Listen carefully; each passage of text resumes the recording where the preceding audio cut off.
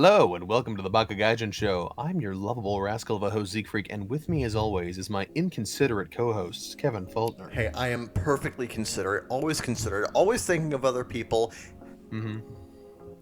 Except for that one time that I accidentally stole a burrito out of the fridge, but that was a mistake. Well, why don't you consider these nuts? Ooh! Oh, got him. Joke's on you, I always consider these nuts. Oh, he pulled the reverse Uno card. Just Kaiba holding up a card and it's just Uno reverse. Or sorry, Yugi. God damn it. Yeah. I mean, what is Magic Cylinder if not just Uno reverse? I mean, I don't know. I don't play Yu-Gi-Oh. I think you know what Magic Cylinder does. I think I know him. Yeah. Everyone knows what Magic Everybody knows what Magic Cylinder does, obviously. Yes. I bet he doesn't even know how to summon the Blackluster Ritual card. You would have to be a total dork to not know how to do that. I summoned the Blackluster Ritual card. No, you gotta ritual summon the Blackluster. I know. Yeah, that's kind of what ritual summon. Yes, It's fine. Yes. It's fine. It's fine. Welcome to the show, everyone, Hi. where we never ever get passive aggressive towards each other. Never, ever, not ever, never, forever, never, ever. Oh my God, are you still talking? God damn it. Why you gotta be like that? Wait, why do you gotta talk to me that way, man? Why do you gotta do that? It's fine. It's fine. I'm not even mad. You know what? Yeah, no. It's okay. It's all right. You know, we'll just leave it be. Yep. This sucks. What are we, Fuck girls? this. Let's go fist fight in the parking lot like men. Exactly. Denny's parking lot. Denny's specifically. Then, yes. And only after like 3 drinks. And then we get a grand slam. There we go. Now you're That's talking. That's a regular burger, but it has butter on it. Yes. Do they like just like stick butter on it, or is it like the buns are butter? I have no fucking idea. You think I eat at Denny's? You talk about Denny's a lot. I just assume you've eaten at Denny's. I have eaten at Denny's, but I have not eaten at Denny's in like 6 years. I don't think I've ever eaten at a Denny's. I was invited to eat at a Denny's once, but then I didn't go. You were like, no, I think I'll stay home. Well, it was like a for the high school theater club. They were doing like they were doing a celebratory thing, and they were gonna go to Denny's. And then I don't actually think they ended up going to Denny's because we ended up having a picnic instead. Yeah. So we didn't go to Denny's. So I didn't go to Denny's. I've been to the Denny's parking lot though. I mean, many a Craigslist deal has happened there. Everyone's made their way to a Denny's parking lot at one time in their life or another. Yeah, it's like No, I'll wait. The place promised in our early days. I was trying to think of a word for a place one always returns to. Sweet Makoto Shinkai reference, dude. I have not seen the movie. I have not either. It was the movie promised in our early days. No, it was the movie promised in Sentai Filmworks early days. Right. Come on, baby! But now I think it's owned by, like, G-Kids? Oh.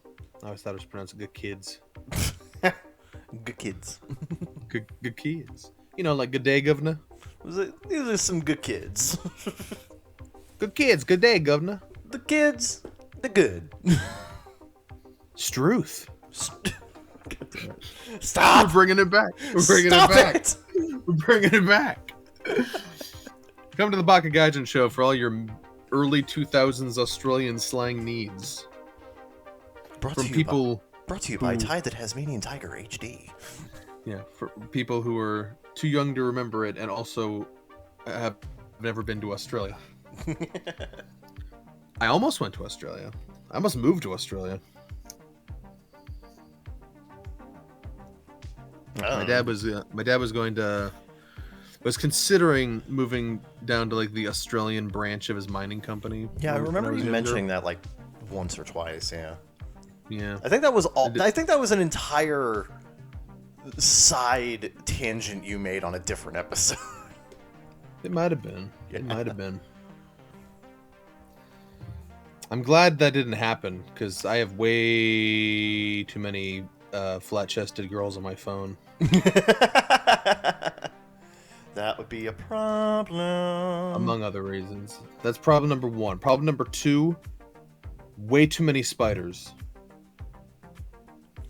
Yeah, no, especially spiders of the variety that will kill you instantly. Yeah. Or kill you very slowly and painfully. Yeah. I think it's mostly the slow and painful variety. Probably, yeah. Spiders are like that. Spiders are known bitches. Yeah. And they'll kill all the mammals one day.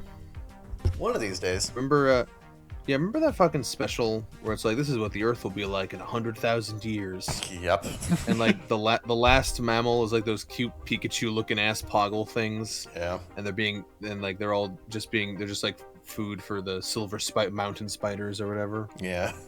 I remember that, and I remember exactly how good the CG looked, which is to say, not good. Like 2005 TV CG. So basically the same thing that Ancient Aliens uses right now. Right.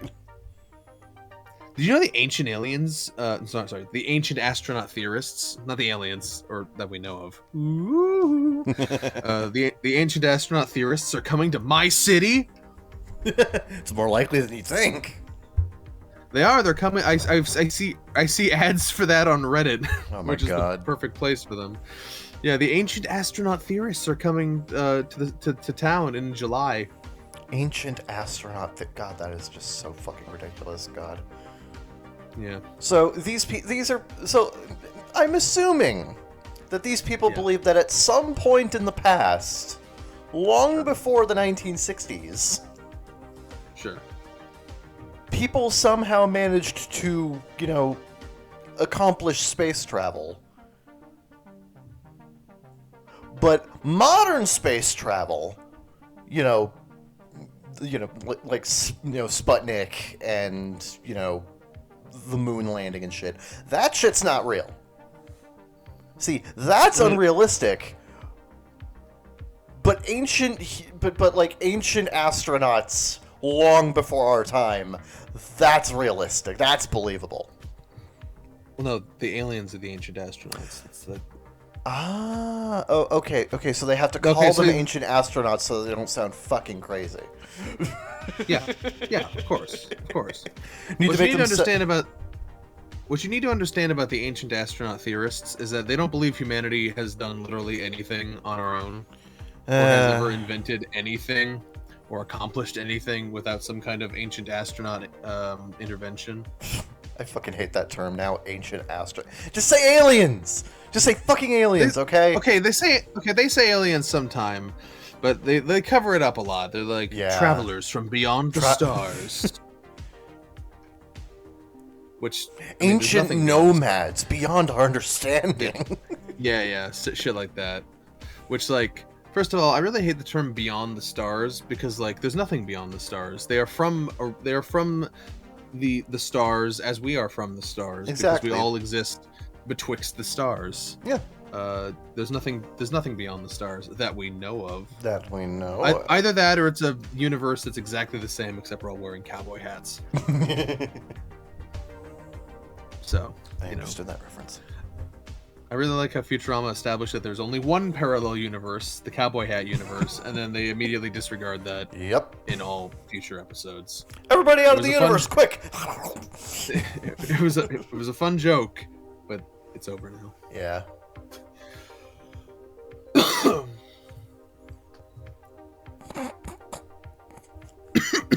God, I don't know why, but I was just reminded of a scene from Nichijou where, like, one of the characters is just looking out a window, pondering life, and then suddenly a bird comes by, perches on a ledge, friggin' like nips at itself, and then says, "This form is limiting," and just flies off. Yeah. As you do. No, yeah, it's never happened to you. This never happened to me, no. Nichijou is a weird show. I've been told. But it's fun. I like it. It is one of my favorite anime comedies. It's pretty up there. It is one of the shows ever made. Yes, it is. As are many. I don't have a strong opinion. I've never seen it. I know, exactly. Didn't help that it wasn't licensed for like 15 years or whatever. God, yeah. See, like, Bandai was supposed to have it licensed back in, I think like 2011 or something. Sure. And they were planning on a DVD release, but, Bandai proceeded to, fall apart. Sure. And while Crunchyroll did have it licensed for, like, streaming, they eventually lost the license to that.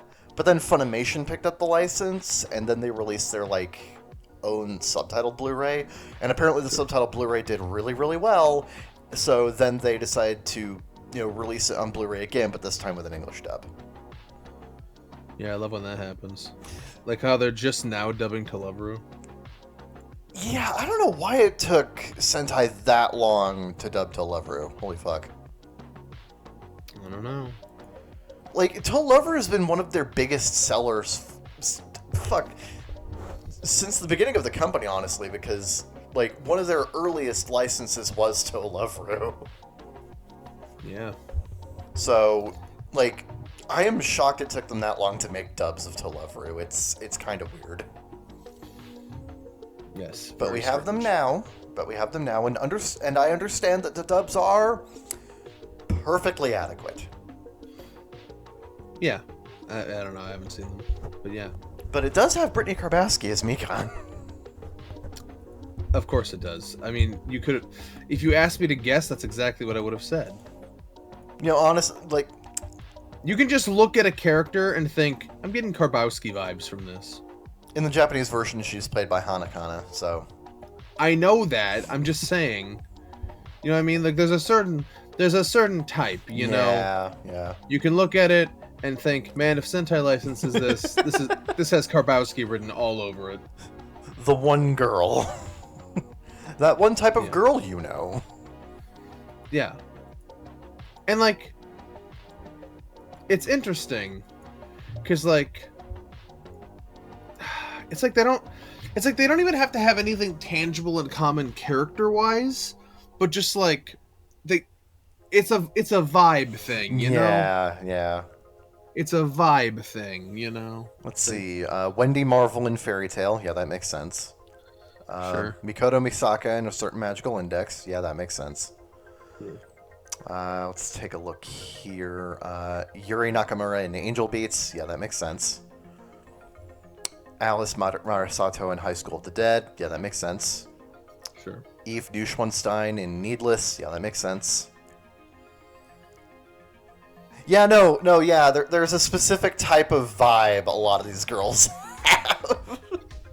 And, like, they're not, like, a lot of them aren't even, like, similar characters, but I don't know, they have a vibe. An energy. Yeah. An aura. Yeah. Mm-hmm, yeah. She also plays Rin, but I refuse to watch that. Not because of her, but just, you know. The dub of Little Busters ain't great. No. The casting is just really weird. Yeah. Was that a Foster joint, or was he out by that point? No, I think he was out by that point.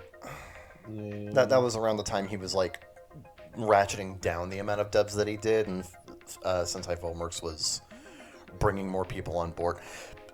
I'm pretty sure Foster got burnt out on key stuff by dubbing the first season of Clannad. Oh, with Nagisa.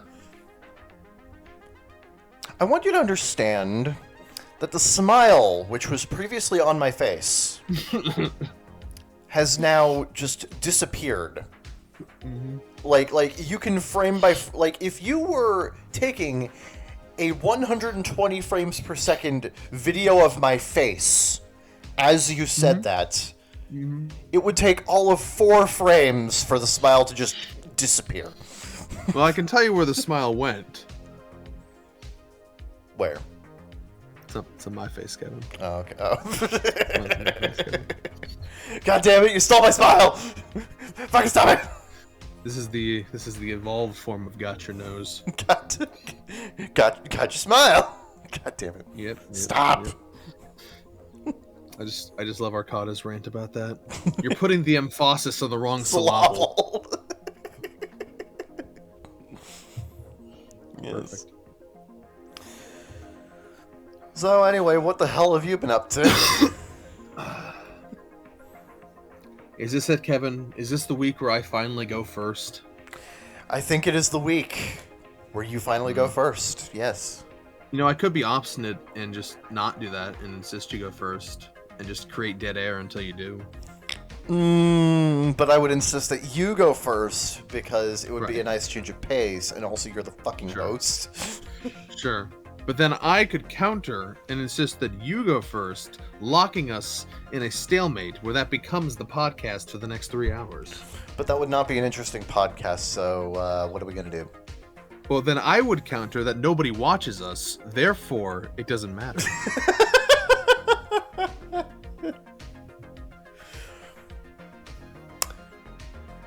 You know what? To wit, good sir. You know a what? mental Fuck it. Joust. Fuck it. I'll go first. God damn it. Okay. Okay. Fair enough. You've convinced me. I'll get you Zeke next wins. time, Zeke. It's like friggin' Dr. Claw. I'll get you next time, Zeke freak. Next time. Yeah. Oh, from Inspector Gadget. Yes, that one. For some reason, I was thinking of Claw from Kimba. He's not a doctor. Yeah, no. I don't think he's ever earned a doctor. I don't believe that lion has ever gone to medical school. Man, if only all of the elephants were nice, then they wouldn't have to be exterminated. You know, based. God. I grew up on the 90s redub of that show, and they kind of Was there a bit less elephant extermination? there was a little bit less race. There was a little bit less a lot of things. Yeah. A little bit less eugenics. Sure. You know, lion eugenics. Sure, of course. You know that Kimba, due to his white fur, is of a superior breed. Yes. Your fur is white. Just your how does it go? Your fur is white, just like your ancestors. That means you're a great leader. God. I can't tell how much of that was written by Tezuka himself and how much of that was bullshitted by the English dubbing team. From a long line of great leaders. I want... Man, Tezuka's work is all over the place when you really go through it from beginning to end. Because you have some really great stuff. He has deep father issues. He had a lot of issues. That said, as I was, what I've been doing. Sure. So I have taken a brief respite, a brief break from the viewing of anime. Yeah. To get back into some video games, some multiplayer shooty shoots. Sure. Yeah, of course. Yeah. I got back in. You've been winning that chicken dinner. Wrong battle royale, but God damn it. That cut off for me. I didn't hear you. That's the wrong battle royale. Oh, are you saying that there's some other battle royale that doesn't reward you with chicken dinner upon victory? Yes. That sounds inferior to me, Kevin, to not receive, chicken as reward. Yes, but in this one you receive a gold crown.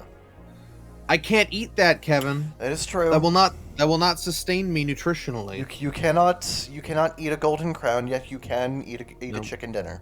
Also, I already have 2 gold crowns.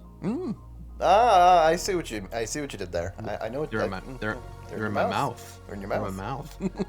I chew food with them. I can eat chicken dinner with my gold crowns. Nah, but I've actually been playing Fortnite again recently. The cringe game. Uh, I'm cringing hard. I know you are. I understand this.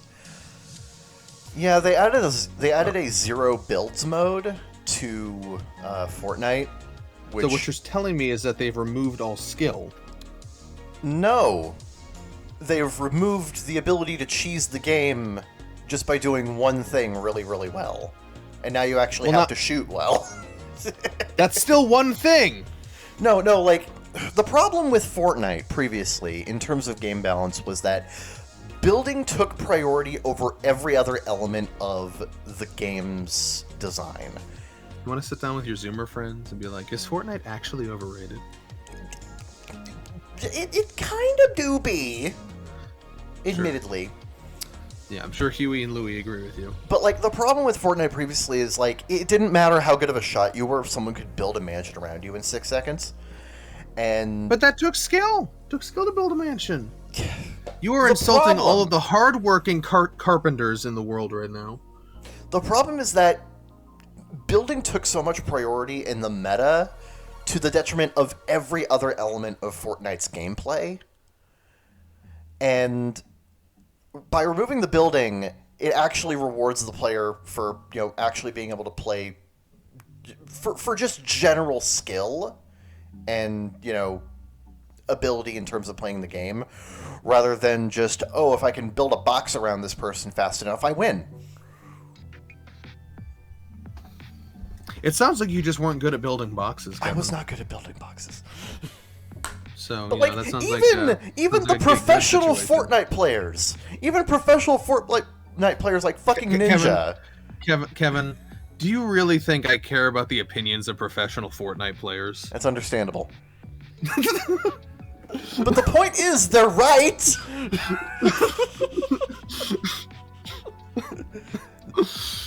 I'm just saying, bringing up professional Fortnite players in an argument is not the winning strategy you think it is.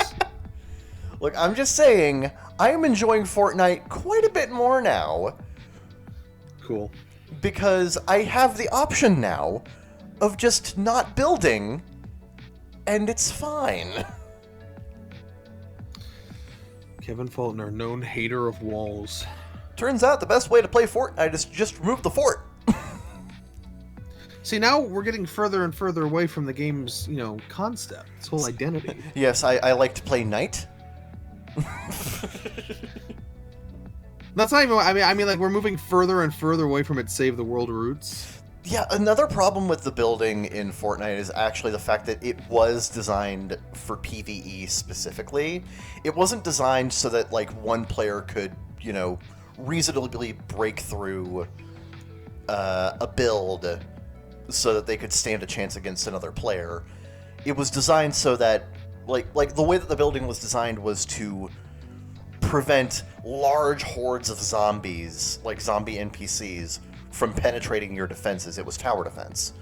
Yeah, and I like tower defense. Why don't you go fuck yourself? See, it's fine in tower defense. It's great in PvE. That's where it works. That's where the building works. When you turn that into a PvP one-on-one situation, or 1-on-3, or whatever the fuck it is, however you decide to play Fortnite in the Battle Royale, it becomes massively unbalanced.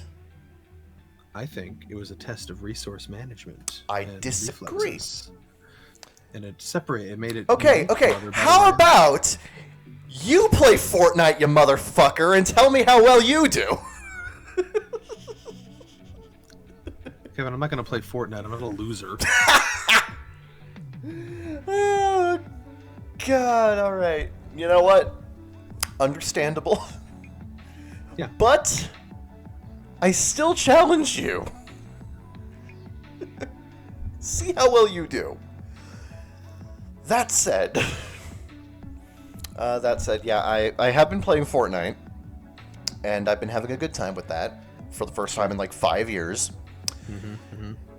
And I have also been getting back into Halo the Master Chief Collection. Sure. Earlier this month, so like back in February, there was a major update, and there was another one earlier this month where they reworked a lot of the balancing issues. One of the biggest problems, especially for Big Team Battle, was spawning. the spawn issues in Big Team Battle were horrifically bad. Like, a lot of Big Team Battle is. Are we talking about like Call of Duty? Like, what was it? Which one of the Black Ops that like awful fucking respawning? Yeah, it's kind of like that. Remember that one You remember that one iconic video of someone standing in place with a knife, and just like every time someone spawns in the exact same spot, he got like 500 kills this way. Yes, I can't remember. that. I can't. It was either Black Ops 1 or 2 that had this horrible spawn issue. Yeah. It was something similar to that, but like one of the biggest issues with Halo Infinite does have a little bit of that problem, but like not nearly as bad as that. Yeah. But in Big Team Battle specifically, one of the biggest issues is that most of Big Team Battle is resource driven. A lot of it is like there's total control where you have to control 3 different areas of the map at the same time. Sure. There's stockpile, which is these energy seeds are dropped onto the battlefield, and you have to get 5 energy seeds back to your base in order to win a point. Sure. And the spawning in these games made it horribly unbalanced. And it made it so that whoever was winning would stay winning, and whoever was losing would stay losing.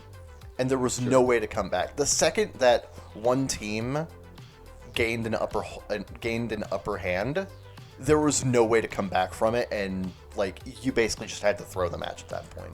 It was not fun. It was not entertaining. Sounds like level advantage in Dota, except I'm assuming it doesn't go on for 45 minutes after that point. No. Thankfully, big team matches only last for like 20 minutes tops. Typically, they're over in like 10 to 15. But yeah, no, the spawning was really bad in Big Team. Also, really bad ping issues, which most of those have actually been ironed out. There's still some like leftover jittering due to like ping reallocation. Sure. But a lot of it's been made a lot better now. Gameplay with Infinite is a lot smoother now. I've been having a much better time with it. And also, Season 2 begins next month, and they're going to be introducing... Didn't you say you were back to the Master Chief Collection? Why are you talking about Infinite? I meant Infinite. I'm stupid. Hello. Okay. All right. I do want to play more Master Chief Collection, but they actually did add some stuff to the Master Chief Collection, but I'll get to that in a second.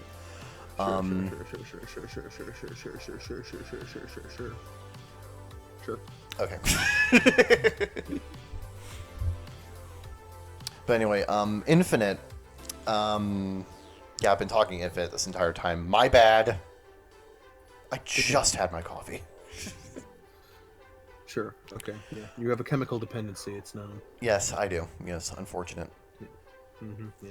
Anyway, but yeah, Season 2 for Infinite begins next month. And I am very much looking forward to Season 2 because they're adding new maps and new modes.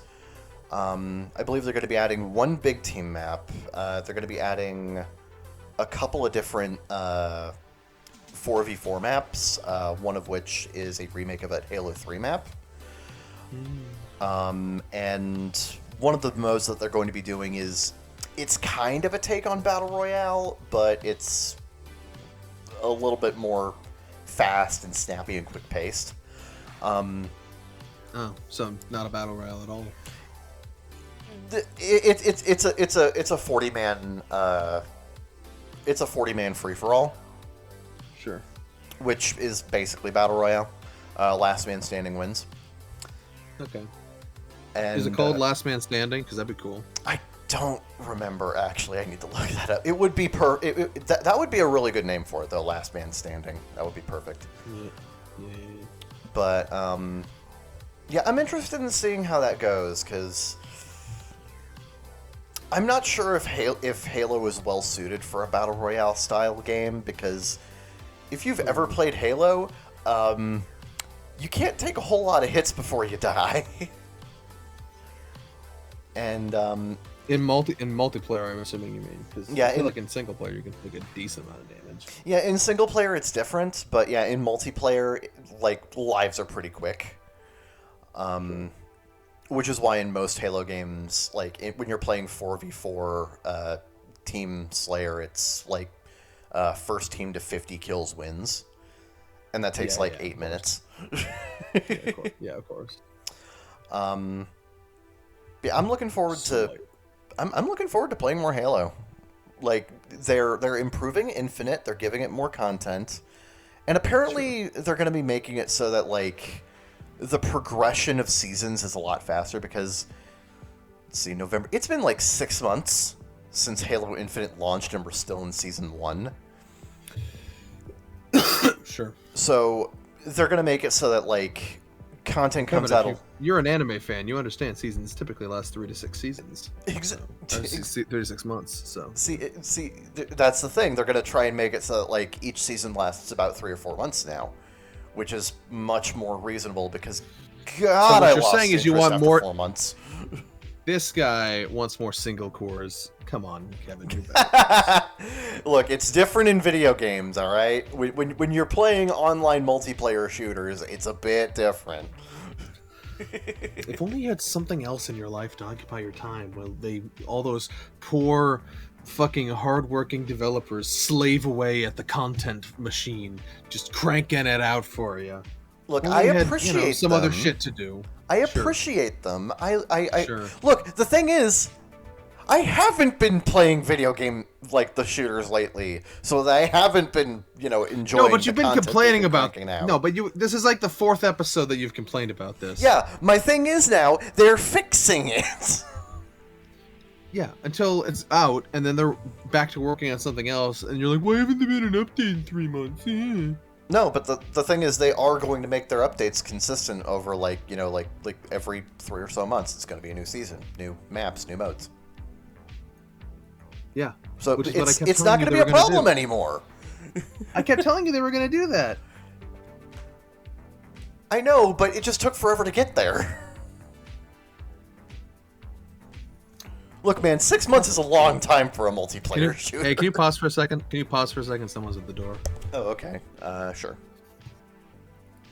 We're back, like the boys from the back street. The boys are back in town. The boys are back in town. Completely different reference, actually. I know. Look, you said we're back, like the boys, and like that just got into my head, and I had to get it out. Yeah, sure. Okay. So anyway, I understand. I also feel the compulsion to sing sometimes. Yeah, it happens. Indeed. So yeah, I'm actually done talking about what I've been up to. So what have you been up to? Already? Jeez, Kevin. You're a boring person. We're 30 minutes into the show. We're on track. These are true facts. That doesn't mean I have to like them. They are true. These are true facts about Bakagaijinshow. Indeed. What was it called? What was what called? I'm updating AO3 as I'm talking to you. Why would you update AO3 while you're doing a podcast? Because I'm sitting here, Kevin. I'm multitasking. I'm getting it done. You're always on my case, like, when you're going to update the AO3? When are you going to do the AO3? I'm doing it right now. I'm not always on your... I mention it like once every 2 months. I don't take well to pressure. It's not pressure. It is very pressure, and I'm going to make an author's note making fun of you right now. Okay. Kevin is getting on my fucking case during the podcast. So here is... No. I'm starting to post chapter 2 now, so here you go. Enjoy, fuckers. Enjoy. You good? What the fuck did you want? What did you want, by the way? What have you been doing? Yelling at you. Duh. Before that. Oh. Well, David needed the keys, so... Okay, but you know what I mean. Bruh. I don't know what you. Man, we're not psychic. This happens every week. We're not You psychic. motherfucker! You're so angry. So angry. You take some management classes or some pills or something. Are you getting enough pills? You need more pills? I don't have any pills. The pharmaceuticals aren't going to be happy to hear that. See, I used to have pills, but then I got used to not needing pills, so I stopped using pills, and then I was like, wait a minute, I hate pills. Why do you hate pills? I hate pills. Why do you hate pills? What do pills ever do to you? It's just cute little things. Put them in your mouth. I mean, who knows? Maybe sometime in the future I might need to take pills again, which... yeah, that's usually how aging works, yeah. Yeah. Yeah. My grandma has had a fucking, like, week, the week planner, like, things, the things with, like, the fucking... Yeah. She's had that since I was a kid, and that was, like, 25 years ago, so, it happens sooner than you think. All of a sudden you need medications. Medication. Medication across the nation. The medication nation. I'd sure love it if the government took care of the healthcare. That'd be good. Man, that would be nice. That would be great. Why do they always gotta get political on the Bakagaijinshow show? Why can't they just talk about cartoons? See, I'm trying to ask about that.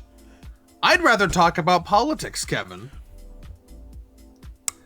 Well... How do you feel about immigration? What the fuck is happening? Give me your hot immigration takes. Immigration, more like immigration. Not immigrations. Dang, you fucking dunked it. Fucking damn. You took our position on the Nolan chart and just slid it over to the right in an instant. Nah, but like immigration's fine actually. It's cool. It's cool. Okay. Yeah. So my stance is they can come over, but only if they're hot and single. This is reasonable. Yeah, that's my position. That's my very serious position. Very serious political stance on the matter. Yeah. I would never exaggerate or take up a facetious point just for comedic effect. All of the political takes you hear on this podcast are 100% genuine and authentic representations of my actual beliefs. And while we're on the subject, the age of consent should be 13. Anyway, moving on. So now that you all understand how not facetious I am at all times, I've been reading # cancel Zeke Freak. Oh, it's too late. I know. I am super canceled. I am, Charlie in the Great Glass Elevator, when the grandparents take the candies that reverse aging. One of them takes too many because she was only like 76, and she took like 4 -20 pills, so she lost 80 years, so she became -4, and they had to go find her in Minus Land, which is where you go if you happen to reverse your aging through magic candy. Remember that from Charlie in the Great Glass Elevator? Man, Roald Dahl wrote some weird shit. That's the plot of the book, but I didn't even mention how it starts with Charlie and Wonka meeting the president on a space station that gets attacked by aliens that want our candy. Man, I love how he was just so pissed off with everything regarding the film adaptation that he just made the weirdest, most unfilmable sequel novel ever. Yeah, based. Roald Dahl was based. Yes. Except maybe for the anti-Semitism, but who wasn't anti-Semitic back then? Yeah. That's not an excuse. I'm just, again, 100% authentic takes. The Oompa Loompas were originally black people. Yes, I did know that. Black pygmies, even. Yeah. That's a 2-for-1 discrimination deal. It was a different time. Man, they were really efficient back then. You know what I'm talking about? It's like, we're going to offend as many people as humanly possible in one singular go. Yeah. It's like, how many minorities can I piss off with the same sentence? They really had it down to an art form. They really did. Yeah, it would be admirable if not for how it so negatively impacted so many people's lives. So, Oh god, that makes the Oompa Loompa songs into black slaves. Oh god. Oh, I hate everything about that. Oh no. Oh yeah, no. The movie made a good change. Movie made a good change. Yeah, you were roboting pretty hard there, so that actually made it funnier. But they're not gonna hear that part though. So yeah, no, I'm nice and clear over here. Well, because you're recording your local audio, you cheater.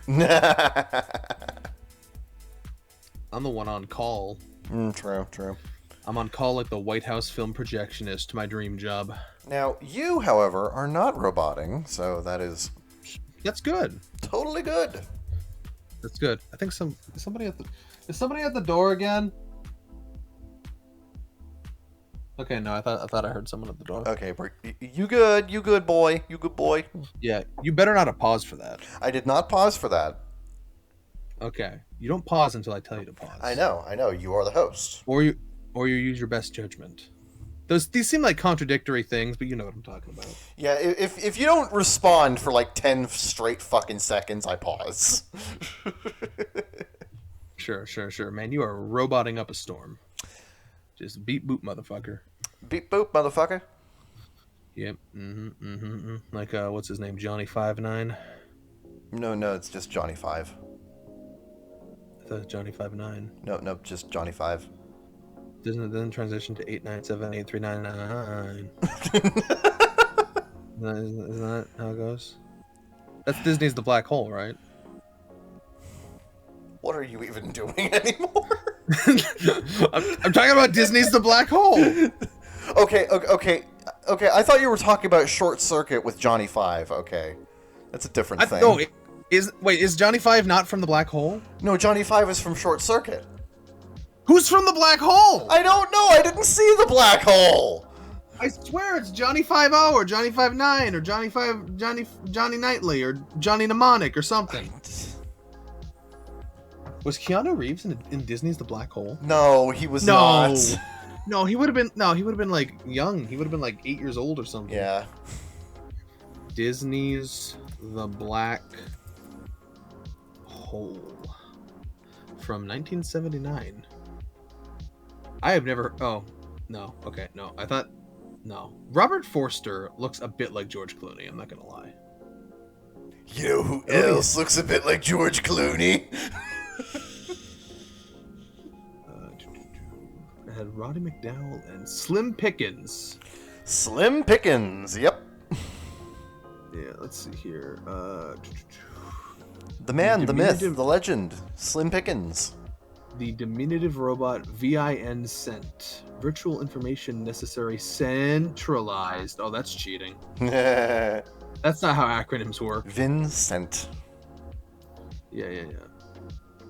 No, it's Vincent. I thought it was Johnny 5-0 or Johnny 5-9. No. Or Johnny Knightley. No, Johnny 5 comes from Short Circuit. Was that also a Disney production? No, it was not. Is it owned by Disney now? No.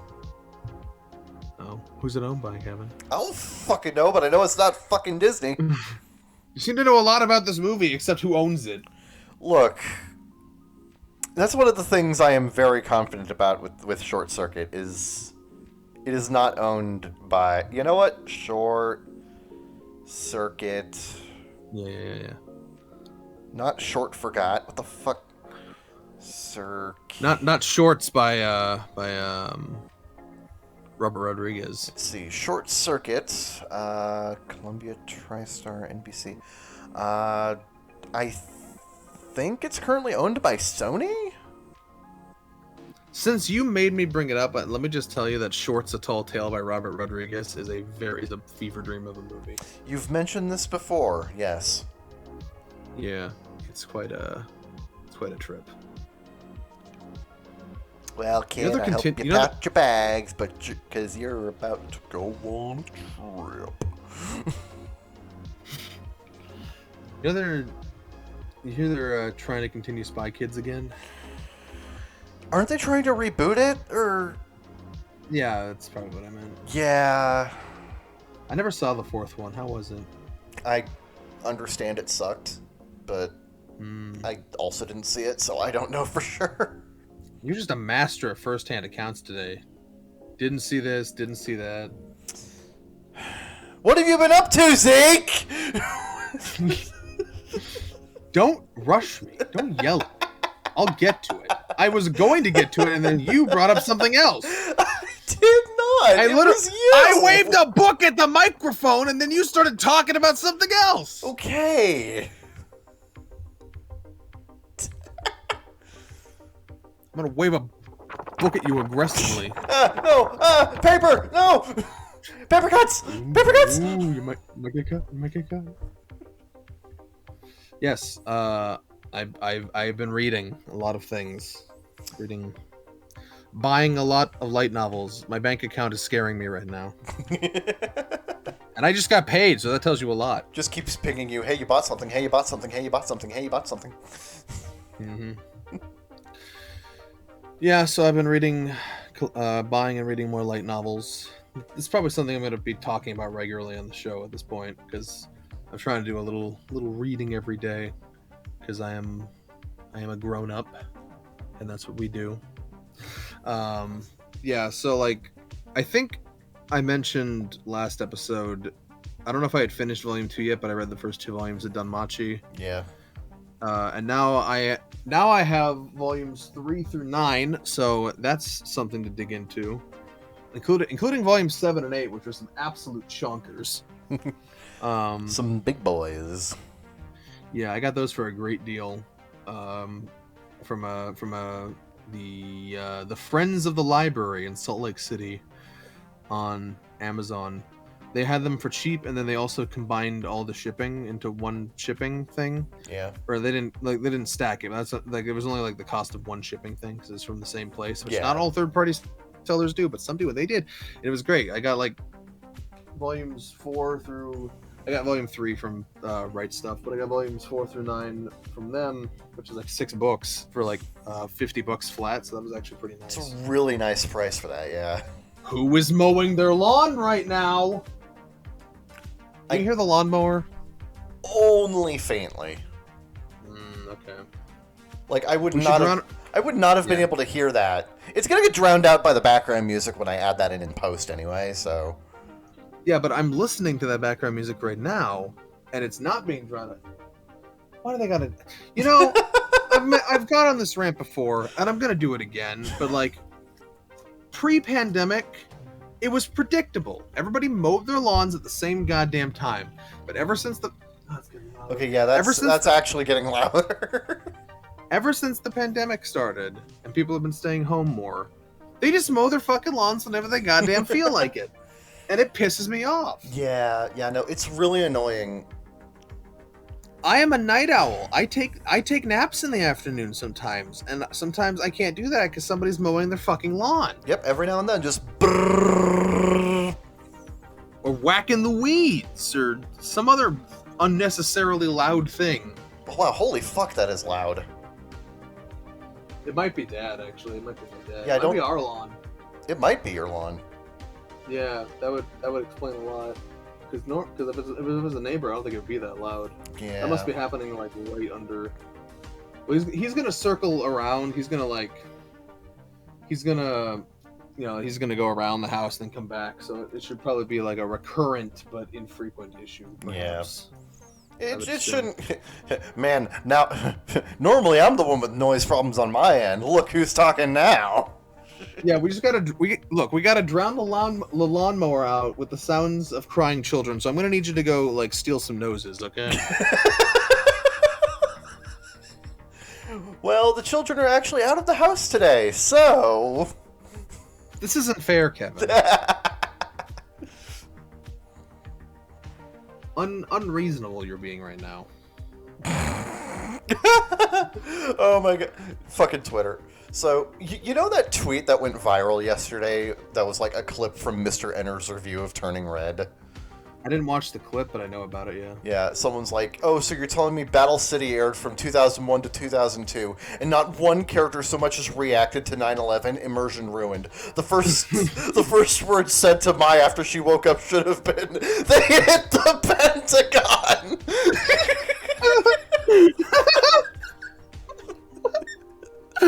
Perfect.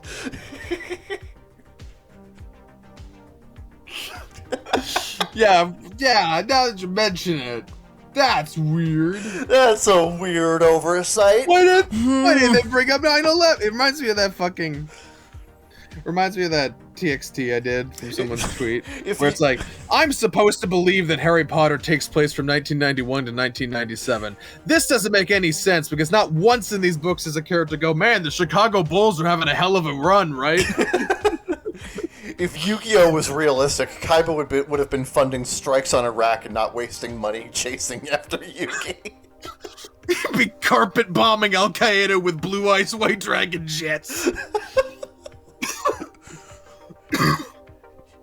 You're a third world country with a fourth world government.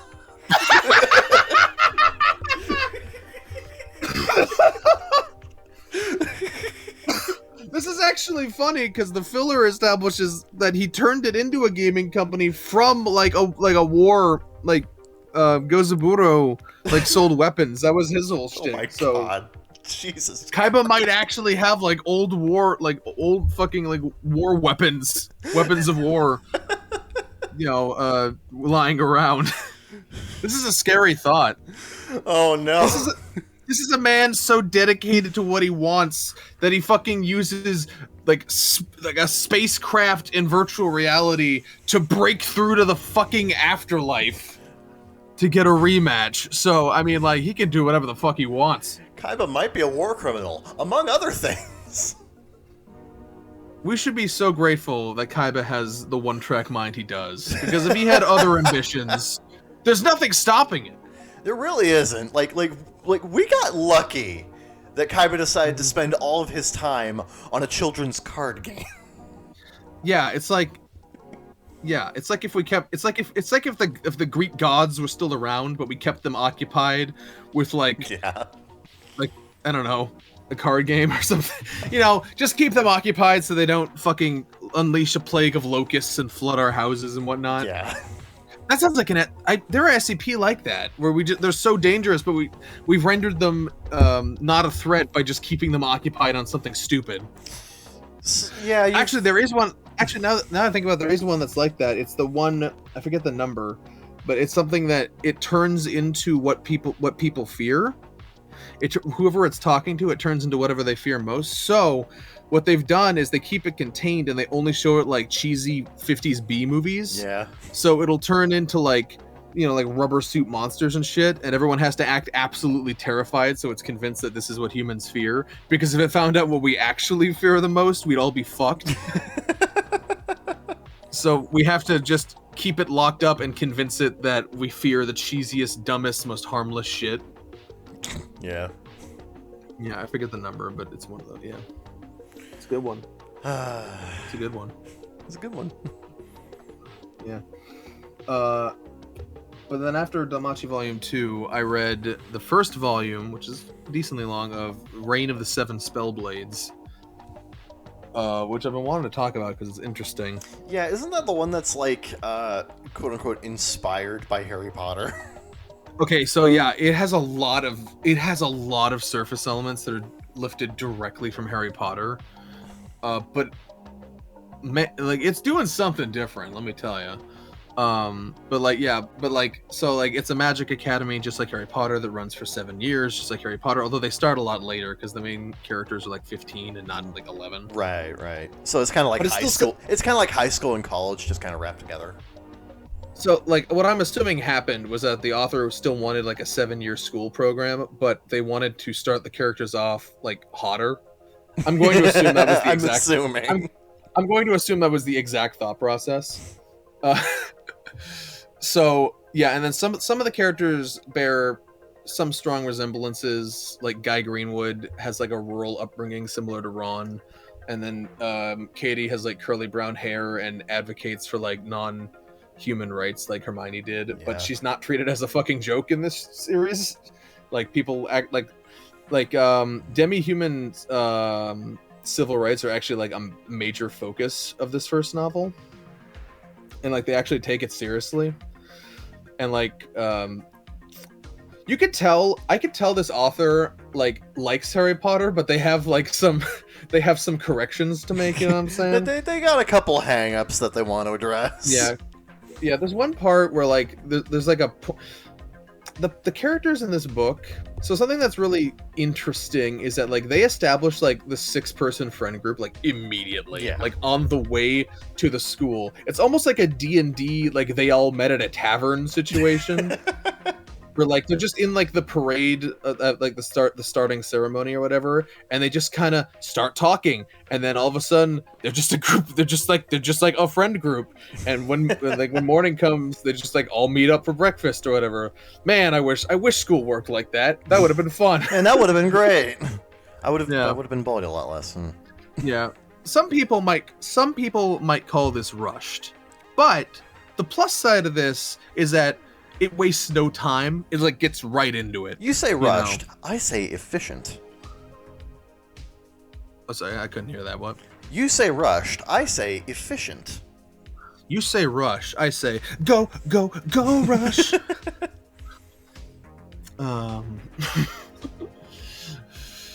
Yeah. But it gets like right into it, and something really interesting about these characters is that they're very frank, and like whenever like one of them is having like a problem, everyone's just like, okay, time out, let's talk about this, like people. You know? like there's this one section where like the activist girl Katie is too bothered, like she lets stuff gets to her, and she like does something like what's the word, not hectic, rash, I guess. I'm looking for an H word, but rash works. And then like the guy just like sits down and talks to her and is like, look, the world's changing. There's a lot of problems, but you can't let every little injustice get to you this badly. Mhm. That's not good. That's not good for your mental health or whatever. And I'm like, man, these are some frank, direct. Every time someone has like an issue, they're just like, let's have a little support group meeting. And I'm like, that's unique, actually. That's a very interesting way of going about that. I don't think I've seen that. No. It's like they're trying to avoid conflict as much as possible. It's interesting because a lot of stories would like drag that out for like, I'm not even necessarily saying it's a bad thing, but like a lot of stories would hang on to shit like that to like, be as like continual sources of drama or whatever.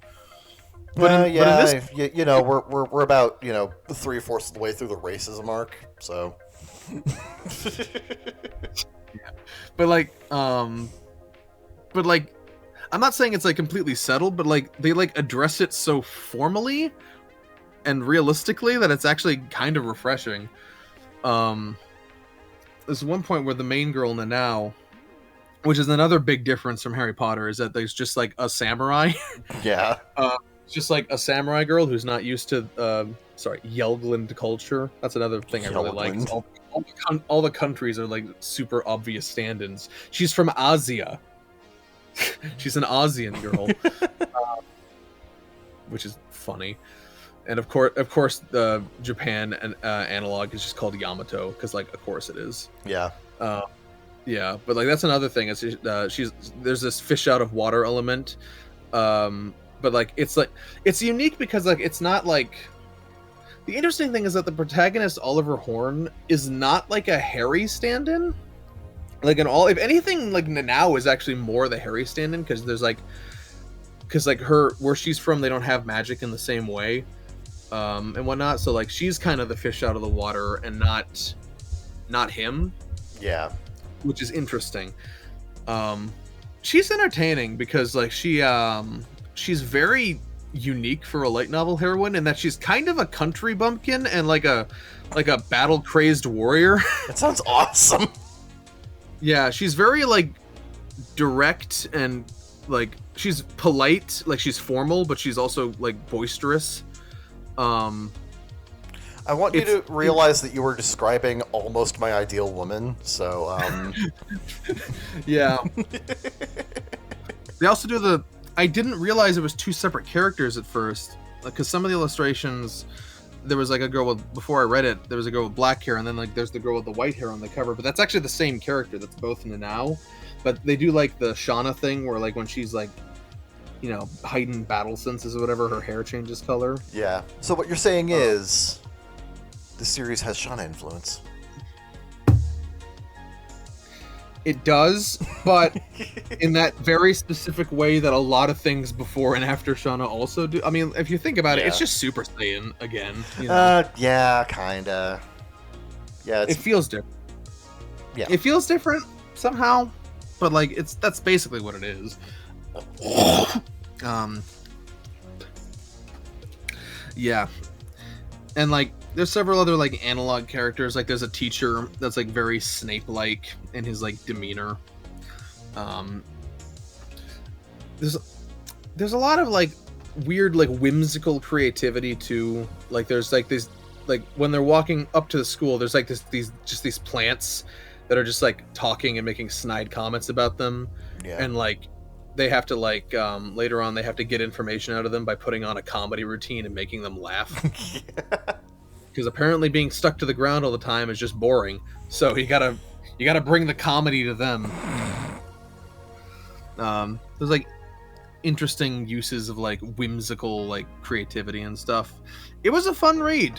It was a fun read that like established a lot about its like 6-person friend group, some more than others.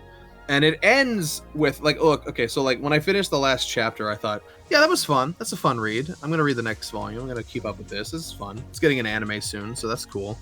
But then I read the epilogue, and holy fucking shit, like that just dramatically changed everything. That was a great like end. That's a great end of first volume like subversion. And I'm actually like really interested in where that goes, because I'm not gonna spoil it for anyone, but like, okay, man, this book does not end how you think it ends. And I'm like, this is not, we're not going down the straight and narrow Harry Potter path I thought. Like it's like we're using that setting, that sort of setting for like familiarity and like playing off a lot of those tropes. Yeah. But like we're going in a different direction. Strap the fuck in, bitches. Yeah, so yeah, I really like the first volume of Reign of the Seven Spellblades. That was a good read. Nice. Yeah. I have volume 2. I think there's only like 4 volumes out right now. I have volume 2. I'll get 3 and 4 at some point. I don't know if you know this, but I've got a lot of books to read. You got a lot of books to read, and you still have some coming in the mail.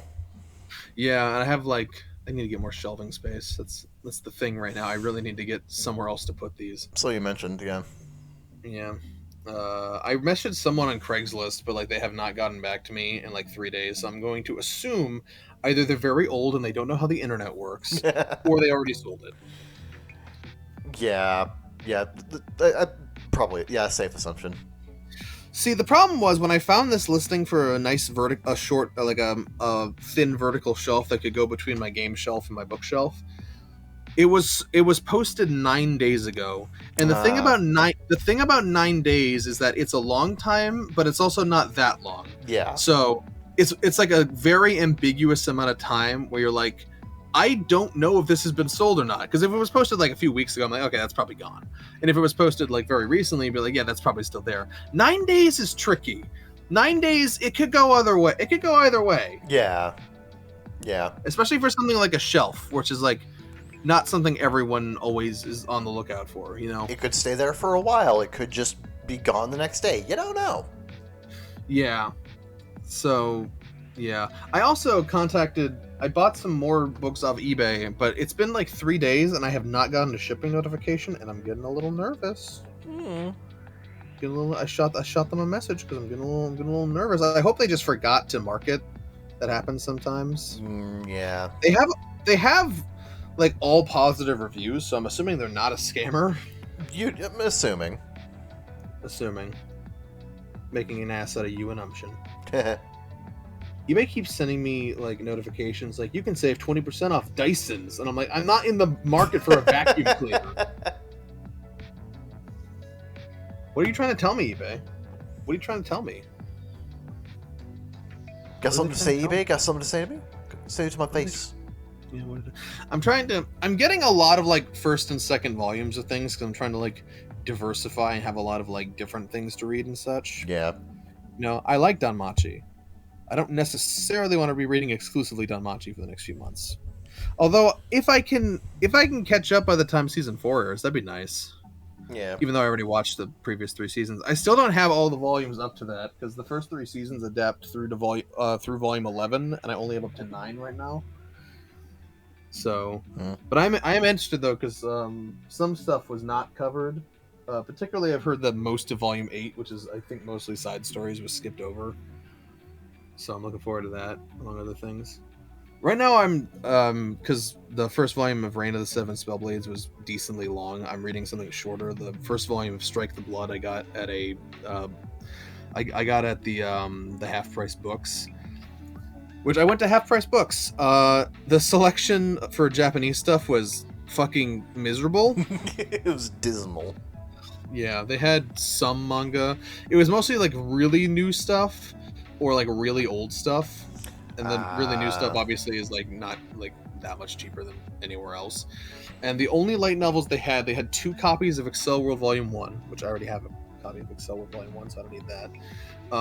They had the first volume of Strike the Blood, and they had Volume 3 of Danmachi, which I already had in the mail. So, yeah. Kind of useless. So I got this, and then I got a copy for like $6. They had a nice looking copy of Metro 2034. No Metro 2033, unfortunately, so I gotta find that now. Which I was telling you that my interesting observation is that the Metro series is basically Russian light novels. You said that, and you explained your rationale for that. I'm like, oh, well, because shit. In a very similar way, Dmitry Glovkowski, it started as like a web novel publication that he would update frequently and whatnot. The same way most light novels start as like web novels that are like updated like that, like the same shit I do. And that eventually got popular enough to warrant a publishing deal. So like, so it ends up being something similar to like The Rising of the Shield Hero and Mushoku Tensei. Yeah. And it even has video games based on it, much like light novels tend to. This is my argument. Metro is Russian light novel. It's difficult to disagree. It is difficult to disagree. The trajectory is basically the same. It is. Yeah.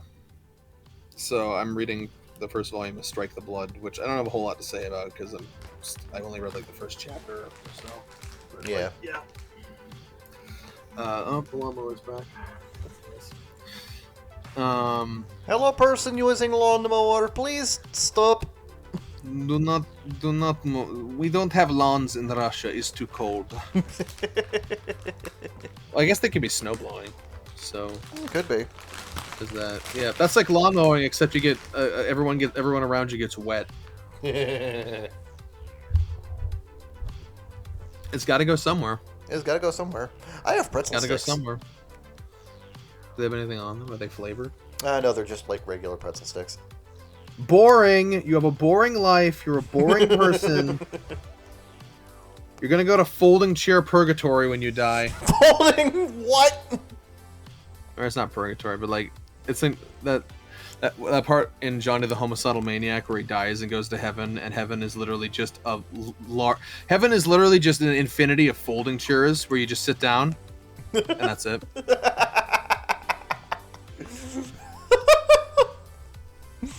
Damn it, Jonan! What the fuck? Yeah, that's heaven. You go to heaven, you take your seat, and that's it.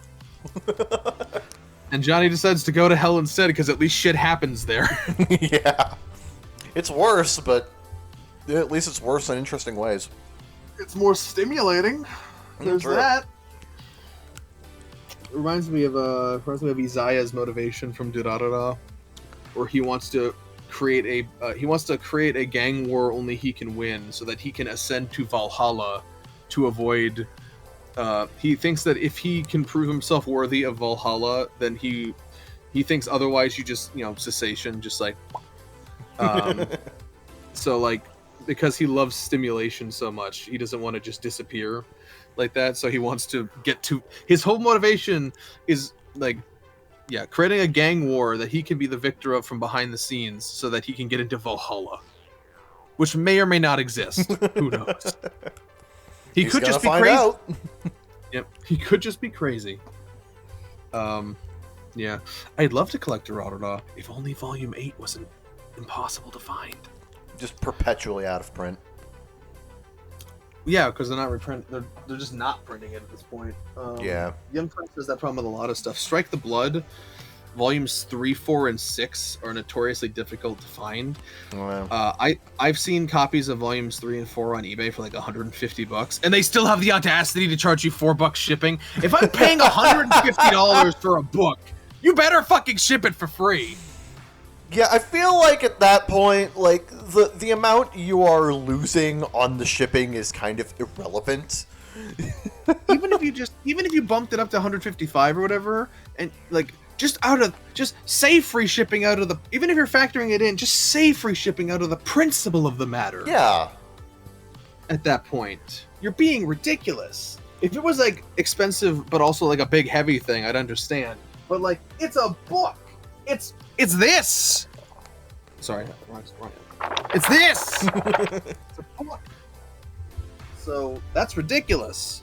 Stop it. Get some help. Yeah. Apparently, Yen Press has told people on DMs that they want to reprint back catalog stuff, but just like the printer situation is just not letting that happen. Mm-hmm. Yeah, they have to prioritize newer series and stuff that has like legs. More, it's got legs. Yeah. Which is why they did that recent reprint of Haruhi Suzumiya, because there was like an 11th novel there was like a new novel that came out, but all the previous novels were completely out of print, and they were like, well, shit, it's been a few years, like a good like 7-8 years, so yeah, fuck it, let's give Damn, this I wish they'd do priority. that for the other shit they're still actively printing new things of. See, the thing with Haruhi is that for years and years, they just assumed it was over. So they just stopped printing because it's like, all right, we have other things that we have to prioritize. But then a new book came out and they're like, oh no. Yeah, but yes, but that's exactly what keeps happening. These series that haven't ended have like volumes that are just impossible to find. Yeah. They're still publishing Durarara Snake Hands. They're still publishing New Strike the Blood. They're still publishing. I've heard that Excel World Volume 11 is like really difficult to find. They're still publishing New Excel World. Like, what the fuck? I don't understand why this isn't a priority for them for series that do well enough to have volumes into their fucking 20s. Yeah, you know, to not keep the back catalog available. It's silly. It's absurd. Maybe it's just a matter of time. Maybe the printers are just that backed up. But yeah, we'll see. We will see where the priorities lie when the supply chain relents its unending struggle. Damn. I've also been playing Bug Snacks, which is more dramatic than we anticipated it would be. Yeah, a lot of drama in Bug Snacks. This is why your wife left you. I'm going to do some violence to you. I'm going to do violence too. Yeah, it's fun. It's whimsical and fun, and the closest analog I have is that it's kind of like Pokemon Snap, in that you gotta lure creatures out, but instead of taking photos, you're trapping them, and whatnot. But you gotta like manipulate their behavior and lure them into either lure them out or lure them into a state of vulnerability or something, or get them close enough to you or whatever. Yeah, see, I really like that idea behind the gameplay. That sounds really interesting. Yeah. What also enforces the Pokemon comparison is that the Bug Snacks say their own names. Yeah, so like there's the bunger, and he's just walking around like bunger, bunger, bunger, bunger, bunger, bunger, bunger, bunger. And then like this little raspberries on legs are just like raspy. It's cute. It's really cute. It's a very. I'm having a good time. That's good to hear. Basically, every objective just involves just an excuse to hunt down something else, something different, or a number of things. Go back to a previous area, find something new, get a new tool that lets you do something you couldn't do before, etc. As you rebuild this expedition town and whatnot, and discover what really happened to make it all fall apart. So, like, yeah, it's fun and whimsical. Having a grand old time with that, and then I've also slowly been watching more Shield Hero in the second half of that now. Yep. And then for new stuff, I watched the first episodes of Kaguya and Spy X Family, and there's new episodes of those I have to check out after this. Yep, I'm gonna be checking out the new Spy Family right after I'm done recording this. Yeah, we recorded last time before you watched the premiere. How was that with your mind and body? You described this show as being entirely, like, practically being made for me, and damn, you were right. Yeah, and you haven't even met the assassin wife yet. Oh god. Does she come in this week? Yeah, I think so. Okay, Pretty great. Sure. Already I love the... I already love the relationship between Anya and her... Lloyd. Yeah, Lloyd, her spy dad. Yeah. Anya is fucking adorable. Yeah. Everything about her is perfect, and I adore her. Holy shit. Yeah. She's that rare. She's that kind of anime, like, little anime kid character who manages the perfect balance of being adorable and hilarious. Yeah, and she's I'm caught up with the manga, and I'll say that she is a very, very realistically written child with very realistic child priorities, and she's kind of a little shit sometimes, and it's great. That sounds really good, actually. Yeah, I really like Spy X Family. I think all the characters are really funny and have like endearing humanities to them and whatnot. It's and the tone, just the general tone of that it whiplashes between like serious spy thriller stuff and cartoon logic is really funny. Just like a really goofy slice of life anime. It's not slice of life. There is an objective that's being worked towards his mission to get close to Donovan Desmond, which has new like twists and turns as it goes along. There's a lot of chapters that are more episodic, but they still push like development or like introduce new elements and whatnot. Yeah. It's a very well paced in that way where there's like a good balance of like shenanigans and also plot progression. Yeah. And it's all great. Like, I don't want to spoil too much, but like there's connections the characters form that are really funny, and relationships with like Anya's like classmates and whatnot that are really funny. I love at the end of the first episode, Lloyd gets the letter. It's like you now need to marry and have. And it's like God, what was it? Your daughter has both parents must attend the orientation. This is non-negotiable, and Anya's just like, but mommy doesn't exist. This is a problem, admittedly. Anya's just in complete shock, and she just looks up at Lloyd and she's like, but mommy doesn't exist. Yeah, and I'm just and like the direction and the visuals and the character acting is so perfect. Like this is a very lovingly crafted adaptation so far. It's surprisingly cinematic. Yeah, they really play up the spy thriller angle when necessary, and like it works so well. It's so good. So cool. God, I really like the anime. You could tell that they're putting a lot into this. It's a 2-core split core, so they're gonna get pretty decent. They're gonna get pretty decently far in the manga, actually. you can tell that they're putting a lot into this, and why wouldn't they? Because like Spy X Family has sold 15 million copies without an anime. Yeah, it was So, yeah, from what I understand, it was like a massive breakout hit when it was running in when it like began running in Jump Plus. Yeah, it's like it is the breakout hit of Jump Plus that it came out. Jump Plus came out the gate swinging with an absolute banger that has really carried it. There's a lot of other good stuff on Jump Plus, but like they really came out the gate swinging with Spy X Family that like drew a lot of people to the platform, and the physical volumes have sold incredibly well for something that doesn't have an anime yet. And now that it's getting one, it's gonna sell a lot. Yeah, can't wait to see how the sales just skyrocket now. I wouldn't be shocked if there was like just like they periodically run out of them at this point, especially with the printer situation. Oh yeah, that would that's probably likely. That's probably likely. Damn it! I should have invested in them. God damn it! I mean, yeah, I was buying old light novels instead. Fucking, yeah, whatever. But yeah, I really loved the first episode of Spy Family. That was so fun. Yeah. Anya and Lloyd have such a hilarious dynamic. Mm-hmm. But like it's also really sweet and charming. Yeah. The scene where Lloyd is just like ecstatic that his daughter made it in, that like Anya made it into the school, and he's just like unironically joyful about it is so perfect. Yeah. And then he realizes, wait, how did I get this way? Yeah. How did this happen?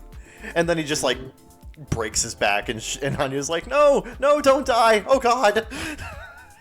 Yeah. No, yeah. I'm going to assume that you're gonna love this week after week. It is perfectly made for you. Yeah, week 1 was already like an A+. Yeah. So This series is such a fantastic 4-quadrant show that I'm shocked Netflix didn't pick it up. You know what I'm talking about? Yeah. You know what I'm saying?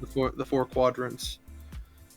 Like you don't get the 4 quadrants in anime all that often, or even 3. So like I'm actually shocked this is not something Netflix picked up.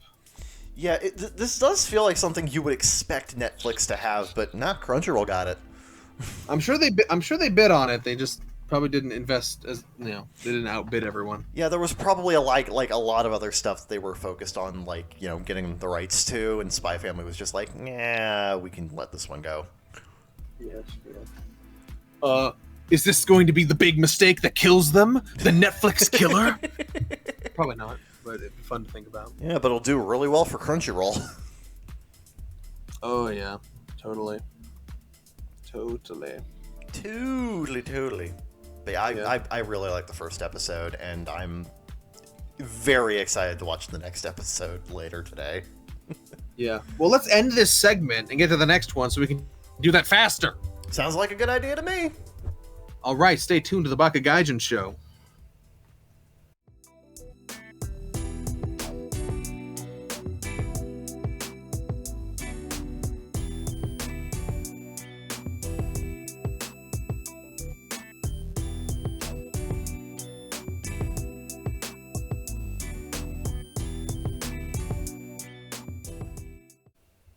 Wait, I wasn't ready! You said! I didn't say anything, you just went, which is what I told you to do, but I was actually using reverse psychology. Nah, I just thought this would be funnier. We're back, and we were totally ready for it. My man! It was reverse psychology, otherwise known as regular psychology. Double negative. It's just psychology at that point, what the fuck? Gotta go to double minus land and get your double grandma out of your double trouble. Don't ask me to explain what that means. I'm no road doll. Yeah, let's ask Roll to. Oh, we can't. I actually like Jews. Yes. I don't like their food very much, though. I learned that during our OhioCon trip. Yeah. Everything has got rye or pickles or turkey. It's a mess. Their hot dogs are good, though. Their hot dogs are good. Yeah, the one thing I could eat at that place, I'd be like, the jumbo hot dog, I'll take it. Mine. Yep. was like, you stood there for a while trying to figure out what you wanted. Because everything had something I didn't like. Yeah, yeah. The problem with Jewish food, me and Jewish food, we don't get along because they're always doing something I don't like. Yeah. I mean, the Jews themselves, pretty good. Pretty cool. Pretty neat. Yeah. I like synagogue. It's a fun word. Synagogue is one of my favorite words to say. Yeah, like when you say you're going to church, boring, pedestrian, vanilla, nobody cares. When you say you're going to synagogue, people are intrigued. They're like, oh, the synagogue. It is up there with words such as ethereal. Yeah. And duffel bag. Yeah. Anyway, Kevin, it is time for the Reddit dive. Yeah, baby, let's go. I've been waiting all week for this. As you do every week, as we all do every week. I love the Reddit dive. This is fun. Yep. I get to see little glimpses into humanity and other people's lives and realize, wow, mine is comparatively normal. Yeah, maybe we don't have it so bad. It's nice to have it's nice to have perspective. And also you begin to see patterns emerge, such as people not talking to each other the way that they should, or marriages falling apart because nobody thought twice about what they were doing when they went in. Yeah. There's two things. If there's two things I've learned on this show, it's number one, there's a lot of shitty boyfriends out there. Sure. And number two, women only go to Reddit when they want to complain about men. Yep. So far as we've seen. If I had a nickel for every time I read the sentence, hey, made a Reddit account just for this story, and it's a woman complaining about her ex-boyfriend, or soon-to-be ex-boyfriend, I'm gonna slip my wrists. We're having some relationship troubles. I think I might have mixed my metaphors there. I started with if I had a nickel and ended with I would slip my wrists. With the nickels, so it's gonna be really hard and really hurt. It's like when someone asks what hurts more, the knife or the spoon. Weirdly, the spoon takes the win. Yep, because that takes longer. You gotta try a lot harder with a spoon. You gotta dig at it, yeah. Yeah. Anyway, am I the asshole for sneaking a look at a girl's notes? You didn't think notes was going to be the word they used, did you? That started out really exciting and then just got really boring really fast. But let's find out! I am 29M, girl in question, in her 20s, somewhere, I don't know, 26, 27, who cares?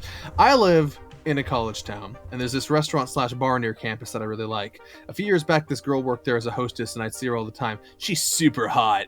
And I'll admit I used to go in and hope to see her. Now she doesn't work there anymore. But sometimes I'll come get lunch. See, here's the thing. He started off with she's super hot, which would have still made it way more interesting if he had been sneaking a peek at other things than her notes.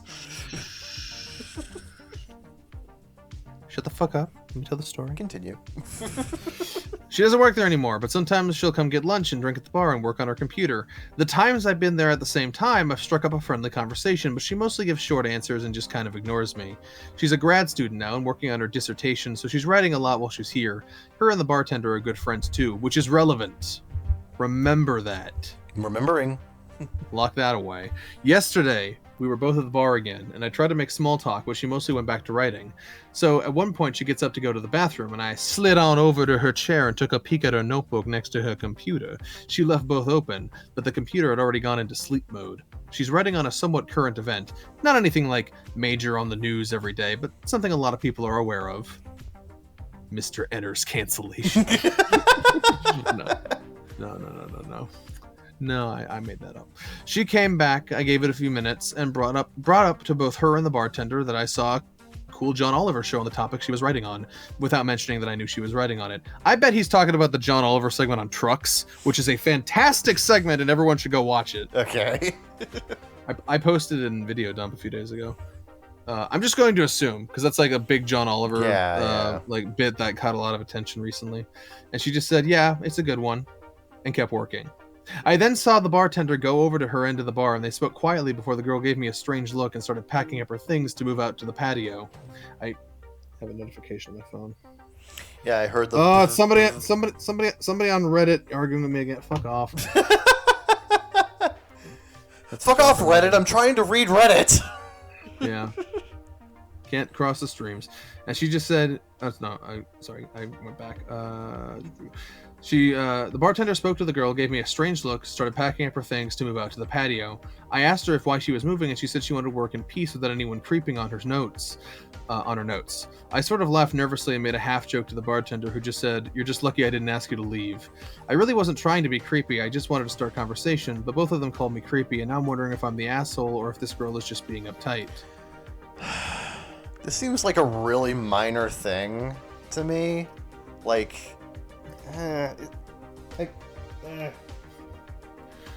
Top comment, mate, just take the hint. You've tried repeatedly to strike conversation. She's been polite but cold. Just back off. She's not interested. Yes, it is creepy. Just leave her alone. She made it so obvious it hurts. The only way it could have been more obvious is if her dissertation was on how OP should leave her the fuck alone. Okay, that's fair. That's totally fair. I'm not gonna say OP's necessarily an asshole, but OP needs to learn I how love to this take a comment hint. so much. What? I love this comment. I saw John Oliver's segment on people who won't leave other people alone when they're obviously not interested. What are your thoughts on that girl who clearly isn't interested in me? Yeah, I will admit, this is one of those things where, like, see, I feel like he was deliberately downplaying the fact that he was, like, you know, trying to get with her and trying to, you know, and I think he was deliberately downplaying how much she was not interested in him, and like this probably just seemed like a step too far for her. It's just like, okay, I'm really not interested in you. Stop trying to get with me. I'm not into it. Let me work, please.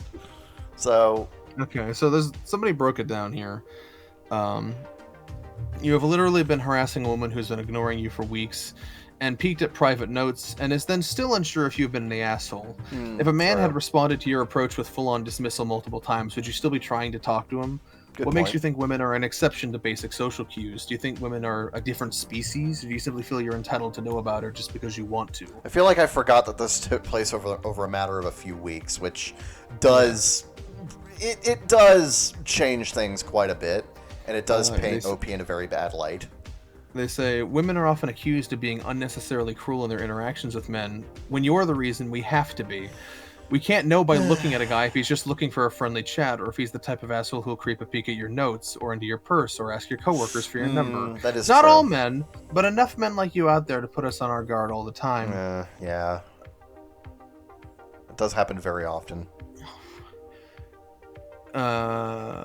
Yeah, so they just broke, they just go on for a while breaking it down, like, line by line. Yeah, so Anyway, so, like, I think I have complicated feelings. Yes, you're the asshole. I just want to make that clear. yeah. But also, I have complicated feelings about this because, like, I don't think his intentions are bad. He just wants, you know, like, it just seems like he wants to, like, chat and get to know someone.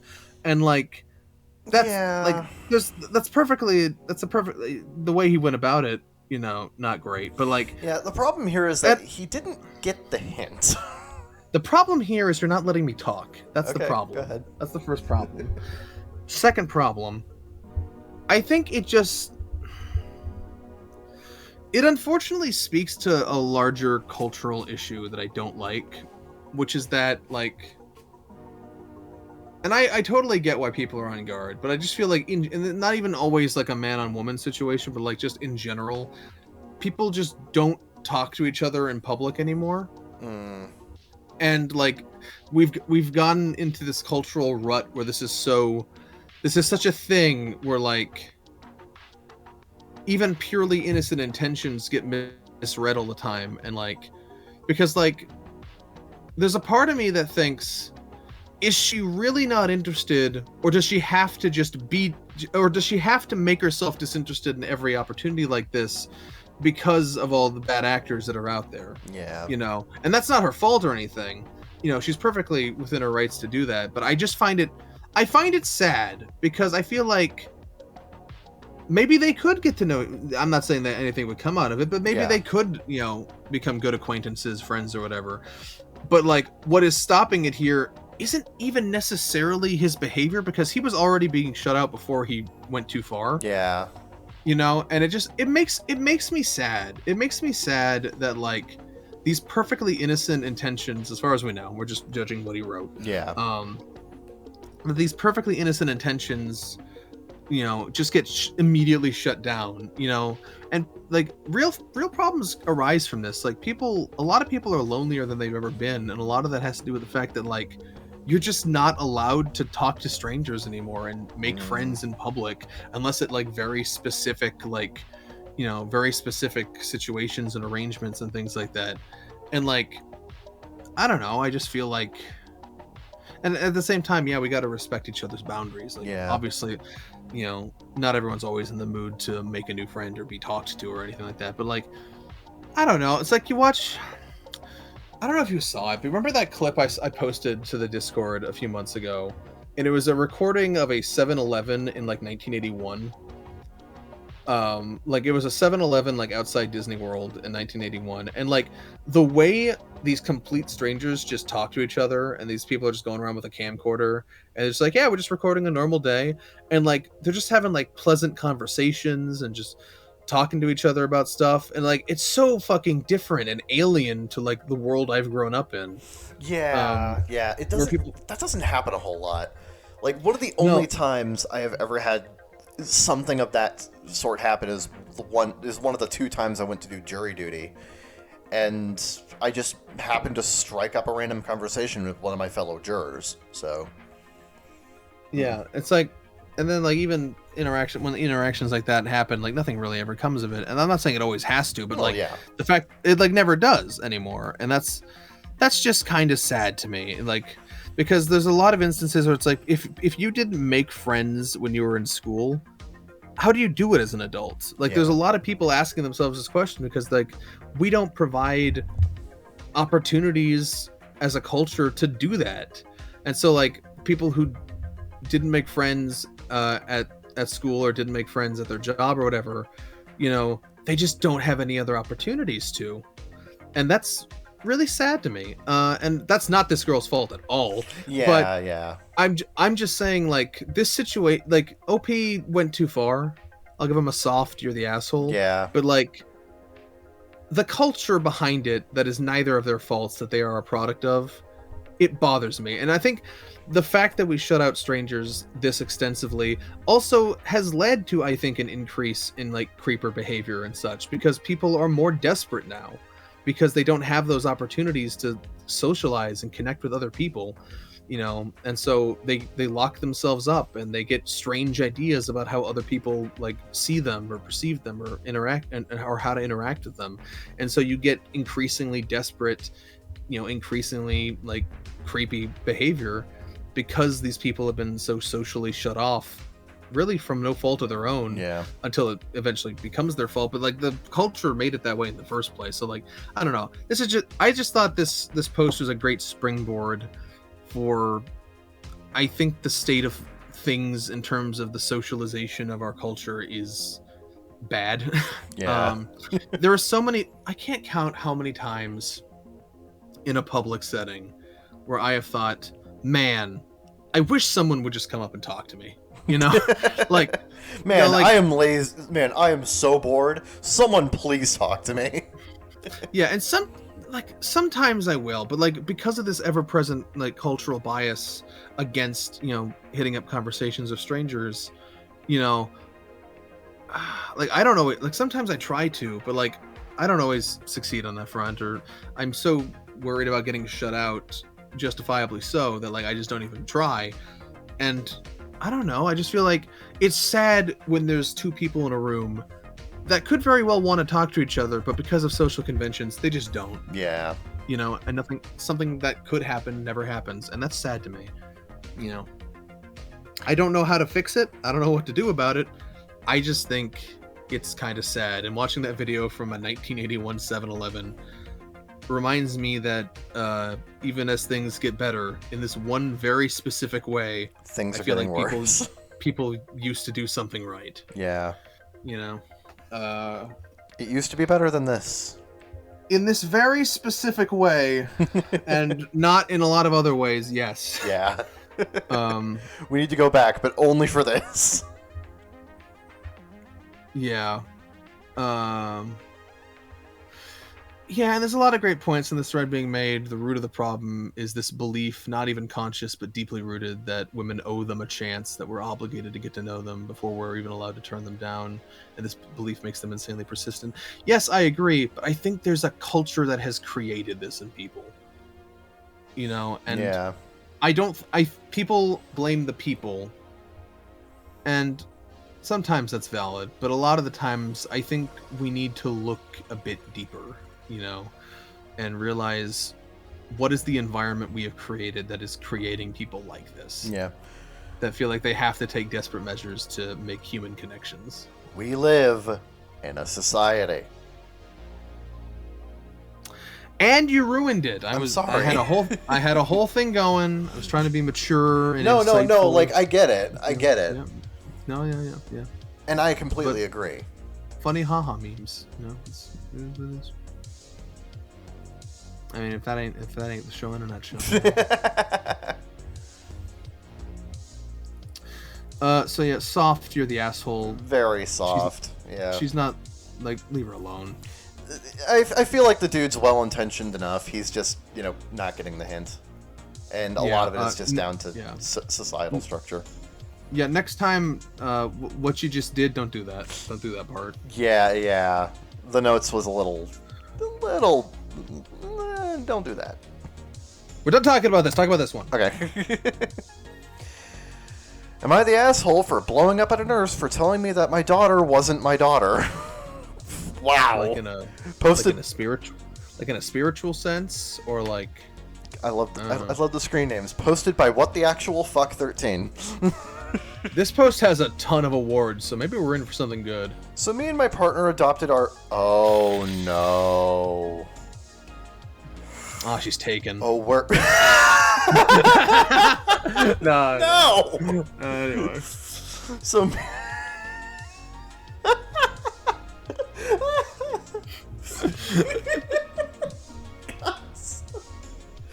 I saw it and I went for it. Comedy is a lot like sniping. There's a moment where the world freezes around you and you've lined up the perfect shot and you've just got to have the balls to take it. That was well done. I'm a comedy sniper is what I am. So me and my partner adopted our daughter 2 years ago. We don't have any biological children and we don't really plan to just yet. Our daughter is 6 years old now. She does understand that she's adopted, and we've made it clear time and time again that even though she didn't come from my belly, we still love her and treat her as if she did. Aww. The other day I took her to a pediatrician because she said that one of her ears felt full. She didn't have a cold. She didn't have a cold last week, so that was expected, and he said that her ear would drain out eventually. All good. The nurse comes in with a discharge sheet and commented that she would have never assumed that I was the mother of my daughter since I looked nothing like her, which I don't for obvious reasons. So then I said, oh yeah, we adopted her, so that's why she doesn't look like me or my husband. Then this nurse goes, oh okay, so she isn't your daughter. Oh. I feel like it was probably a bit more casual than that. Same intention, I just feel like. Yeah. I was a little voice acting, you didn't get the direction. I was a little confused because I thought I had just explained this whole situation. I said, she is my daughter. We adopted her a few years back. The nurse says, but technically she isn't your daughter and her real mom is somewhere else. She doubled down! I was really upset because what the actual fuck? Hey, that's your screen name. Double down. I said again, but she is my daughter and I am her mom. The nurse kind of sighed and said, okay, maybe legally you are, but her real mom is the one that gave birth to her. Oh, you're just digging the hole deeper! Triple down! I triple dog dare you to shut the fuck up. My daughter was looking up at me, kind of confused, and I can't even imagine what was going through her head. I had enough. I know what it was. I want to watch Paw Patrol. Mom, let's go home and watch Cocomelon. Oh. I said to this nurse, what the hell is wrong with you? I keep telling you that I am her mother, and you keep denying that in front of my daughter, no less. The nurse goes, I'm just stating a fact. Biologically, she's not yours. And I said, oh, facts don't care about your feelings!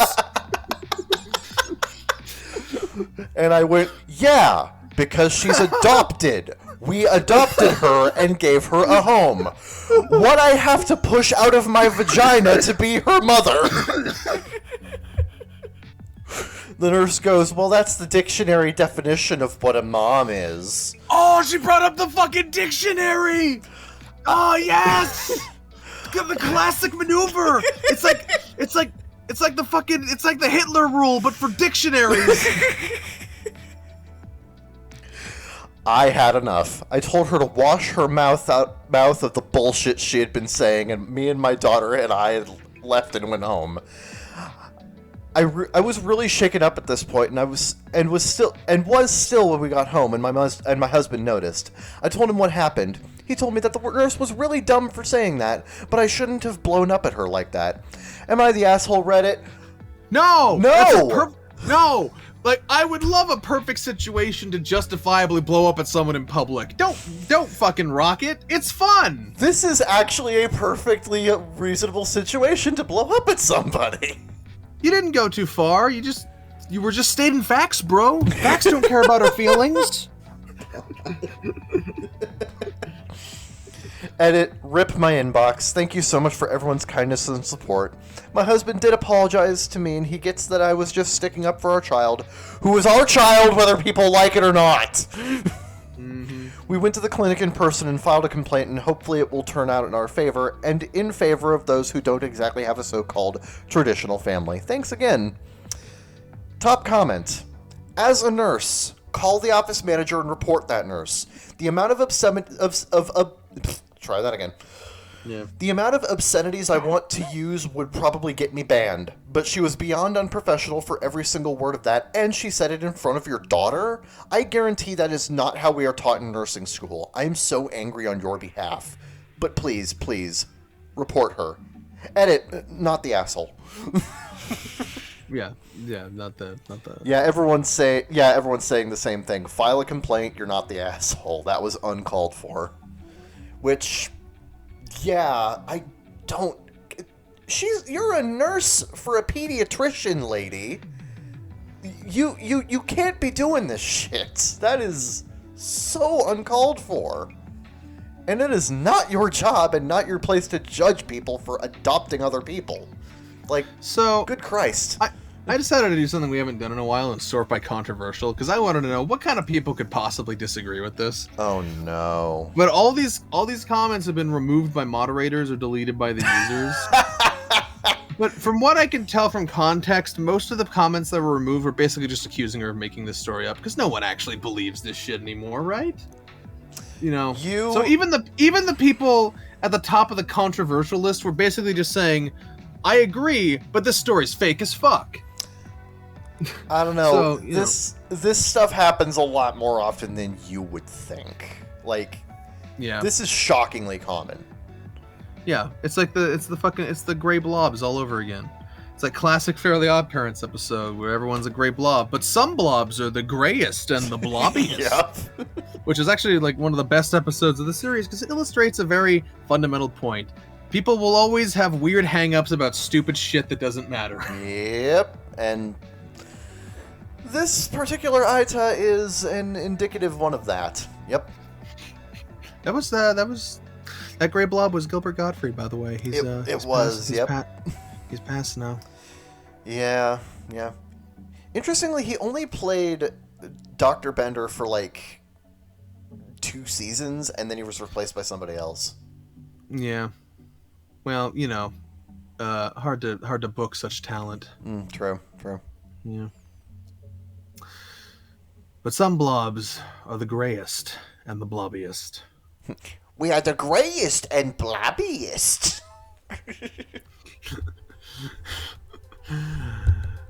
Man, that is a way better episode than you'd expect an episode of The Fairly Odd Parents to be. It's surprisingly a very good social commentary episode. Yep. Like, as a kid, that was actually one of my favorites. Yeah. Like, I watched that episode quite often. I agree. So here's a thread I thought I'd read some stuff off of. Okay. It's an Ask Reddit thread that's just simply titled, "What's a cool fun fact you know?" Ooh, that sounds fun. So let's read some fun facts. Yeah! These facts better be fun, or I'm gonna come to your house and kill you. Anyway. Dragonflies are the predator with the highest success rate, over 90%, and are one of the few animals capable of plotting intercept courses rather than just chasing prey. They're basically mosquito murder drones. I have long thought this. That is actually really cool. I have long thought that dragonflies, in the few instances in my life that I've encountered them, they fly with more mindfulness than most insects. They fly with purpose. Yes, that's the word I was looking for. They fly with purpose. They are intercepting. They make strategies, simple ones perhaps, but they are more intelligent than other bugs. The strategic insect. Another cool fact: cows have regional moos. Really? Yeah, because I know there's the different cultures like assign different transliterations, I suppose, of animal noises. Like in Japan, we got the nya and the gero, Yeah. Which are different than our ribbit and meow. But that's almost a difference of like how our like languages work and how we interpret sounds and stuff. But like some animals in different regions, even if they're the same species, just make different like regional sounds. And I guess moos have accents. Cow accents. Great. Awesome. That sounds great. Elmer's Glue has a bull on the label because he is the boyfriend of the cow on the Borden dairy products. This was a marketing trick from when Borden also made glue. What the fuck? Yeah. What the fuck? That was planned. The Elmer's Glue bull and the Borden dairy cow, they're getting it on. Oh my... Everything makes sense now. And yet... what the fuck? That is so bizarre. Yeah. Wow. That is... Wow. That is some That is a real fun life, fact. That is some real life deep cut lore right there. That is the deep cut Elmer's Glue lore. I never knew that. Yeah. That is Borden actually dairy cool. products. I don't even think I've seen a Borden dairy product in a while. God. I see them over in like... Yeah. I see like Borden dairy Well, now you're gonna, American every time you slices see and that shit. cow or that bull, you're gonna be like, they're getting it on. They're getting it out. I'm just gonna take a bottle of Elmer's Glue and put it in the refrigerator section and be like, here, you can be together now. Yeah. Fun fact, there are more plastic flamingo lawn ornaments in the US than there actually are wild flamingos on the entire planet. You know what? I can believe that. To which someone also replied, it's the same deal with plastic dinosaurs.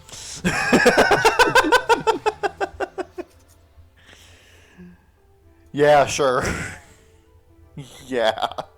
I mean, I already knew this one, but apparently studies have shown that crows, ravens, and other corvids are self-aware and are able to ponder the content of their own minds. Yep. I'm aware of this. Yep. That is a really interesting fact.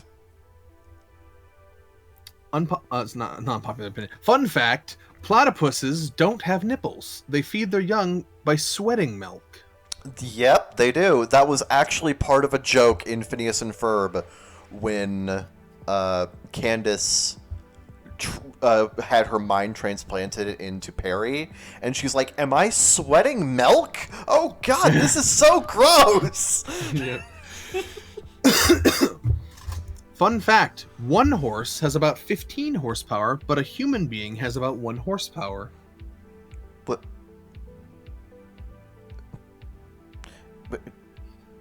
Now, to be fair, someone else clarifies, horsepower was measured on their capability to pull carriages, not on their speed when unencumbered. Ah. So in order for a carriage to get to the speed of an unencumbered horse, it would need like 15 horses to pull it. Ah, okay. Which would quickly turn into a mess for dominance, so don't do that. That's really putting the horse and also too many horses before the carriage. The cart, Yep. whatever. Fun fact, the person least related to you on the planet is your 50th cousin. Statistically speaking, you have over 1 million eighth cousins. Huh. Everything is incestuous. So let's stop making a big deal about it. Fun fact, sharks like and get attracted to heavy metal music played underwater. That's awesome. And here's the fun fact that everyone brings up whenever they're asked about what fun facts they know. Say it with me, folks. The Nazis planned to assassinate Winston Churchill with an explosive chocolate bar. Yeah. Oh, you're so fun at parties. Everybody knows this. Mm-hmm. Thank you. That's like the fun fact. That's the everybody. Yep. That's not even a fun fact anymore. It's just a fact. Yeah. Like, get it out of here. It is just the most fact. Yeah. Now, someone comes in with some hot tips. I know far too many fun facts about McDonald's. Number 1, McDonald's owns the lot that every McDonald's franchise sits on and charges the franchise owner rent. This actually makes McDonald's the world's largest real estate developer. It does. It does. 2, thanks to Happy Meal toys, McDonald's is also, coincidentally, the world's largest toy distributor. Mm-hmm. 3, the Happy Meal is based on a box of cereal. Put the food in a colorful box with a free toy inside. Yep. 4, McDonald's is the world's largest purchaser of Coca-Cola. They're so big, Coca-Cola has an entire corporate division dedicated just to servicing McDonald's. They do, and the formulation for Coca-Cola is actually very slightly different for McDonald's fountain Coca-Cola versus other restaurant brand Coca-Colas. It hit different, and you're not crazy for thinking so. It is specifically designed so that after a little bit of ice melts in it, it actually has a better flavor. There's a McDonald's at a ski resort in Sweden that's famous for having a ski-through. It's just a fancy outdoor window skiers can ski up to and place their orders. Mm-hmm. You know, speaking of random companies having, like, also being, like, you know, real estate developers and shit, Harmony Gold, the owners of Macross and Robotech in the U.S., also have a real estate division. Yeah. Also, they don't mention it, but I want to bring up something I know, which is that there's the McDonald's in Germany that's on a river, and you can, like, kayak to it. Yep. And then they mentioned the McDonald's in Sedona, Arizona, that's become famous because it has turquoise arches instead of the usual golden ones. This is because of a local zoning bylaw that says the golden arches would clash with the red rocks. Have you ever seen the turquoise arches? I've seen the turquoise arches, yep. Yep. Oh yeah, I used to live there, in Arizona. Yep, I used to, yeah. I think You I ever see it in drove. person? I think I drove by it one time. Yeah. Yeah, that's interesting. It was like one of the coolest things we drove by. It is cool. Fun fact, humans are slowly losing a muscle in our hands and forearms called the Palmarus Longus that doesn't significantly contribute to functional grip strength or motion. If you push your pinky and thumb together, like showing the number 3, and then flex your wrist in, the tendons will pop out in the middle of your wrist if you have it. About 10% of the general population doesn't. Let's test this. So push your pinky to your thumb together like you're showing the number 3, and then flex your wrist in, and a tendon will pop out of the middle of your wrist.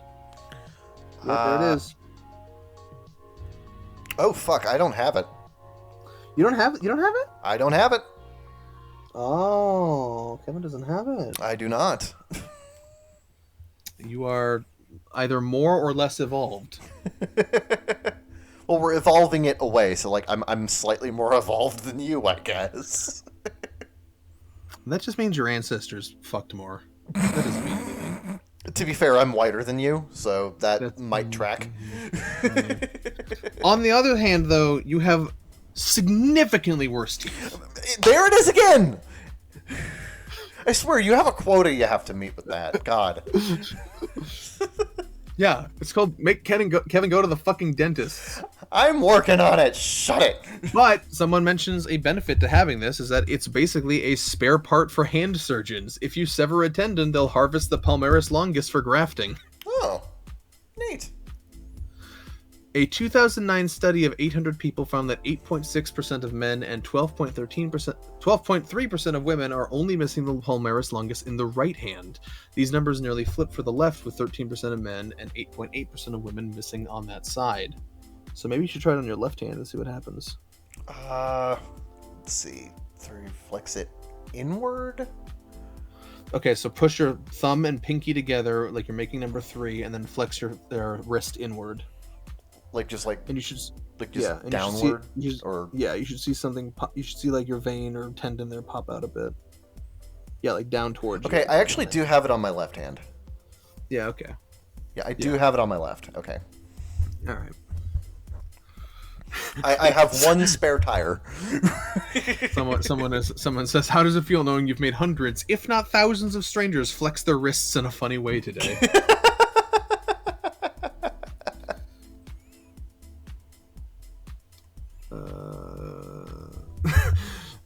Okay, so someone says, stick with me here.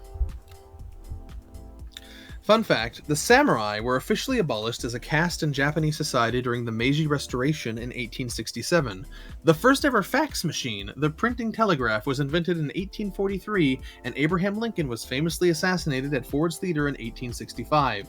This means there was a 22-year window in which a samurai could have sent a fax to Abraham Lincoln.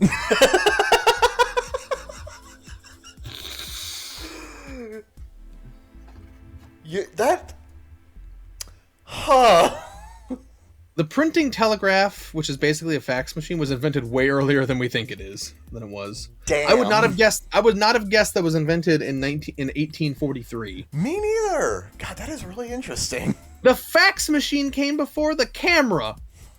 That's crazy to me. I want someone to write a samurai period, like a samurai period novel or a period book that includes a scene of a samurai sending a fax to Abraham Lincoln, just so we can have this and they can be like, well, actually, this is technically speaking historically accurate. You know what I love? You know what I love? What I love mentioning to people is that Kimetsu no Yaiba takes place at the same time as World War I. It does. Yep. That's the Taisho era. That's a Taisho era secret when it happens. Because like a lot of it focuses on, samurai and people who don't grow up around technology that was modern for the time. So then we go into the city and we see like a lot of electricity and shit, and we have steam trains. All that shit that came from those manuals they bought from the Dutch. Yep. Yeah. And speaking of timeline shenanigans, fun fact, Van Gogh killed himself 1 year after Nintendo was founded. Wow. Nintendo was founded and he's just like, well, can't beat that. Well, no. Yeah, yes. Okay, yeah, you're right. Yeah. Years after. Fun fact, the Vatican officially classifies capybara as fish. The fuck? I don't know why. Why is coconut doggy fish? Oh, this is an interesting one. Barcode scanners scan the white spaces, not the black spaces.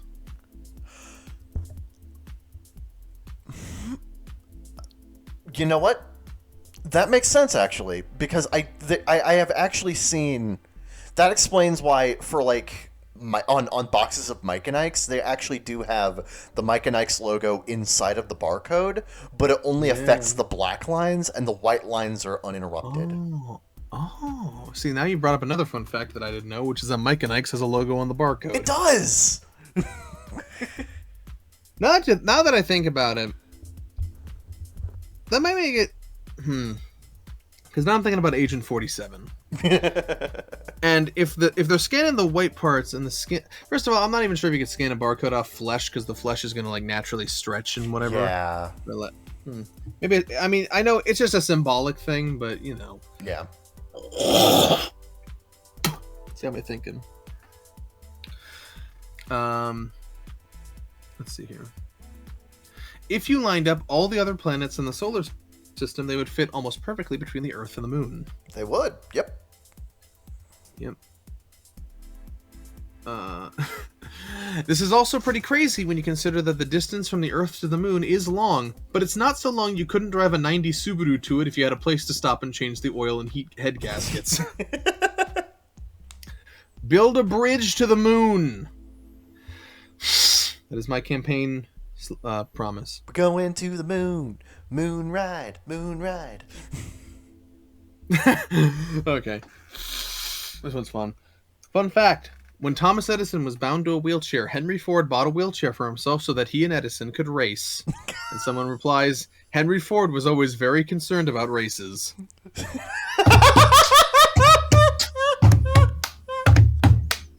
Good joke, sir. Okay, yeah, that's really good. Wow, that is more clever than I was expecting. Oh, this is a really fun fact. If every person on Earth fought 1v1 until there was only one winner, a grand tournament to determine the ultimate human, that person would only have to win 33 times. Huh. That seems doable. I challenge you to combat. No, I mean like it seems doable to actually organize this section. Now that I think about it. Does actually, like, huh? And someone immediately brings up, how many babies am I? Yeah, imagine you win by technicality because you only went up against 33 babies. And then Holy shit! You've proven nothing. That's hilarious. just go into the local hospital and just start punching babies in the Baby Slayer, champion of the Earth. I'm gonna write that down as a title. Okay.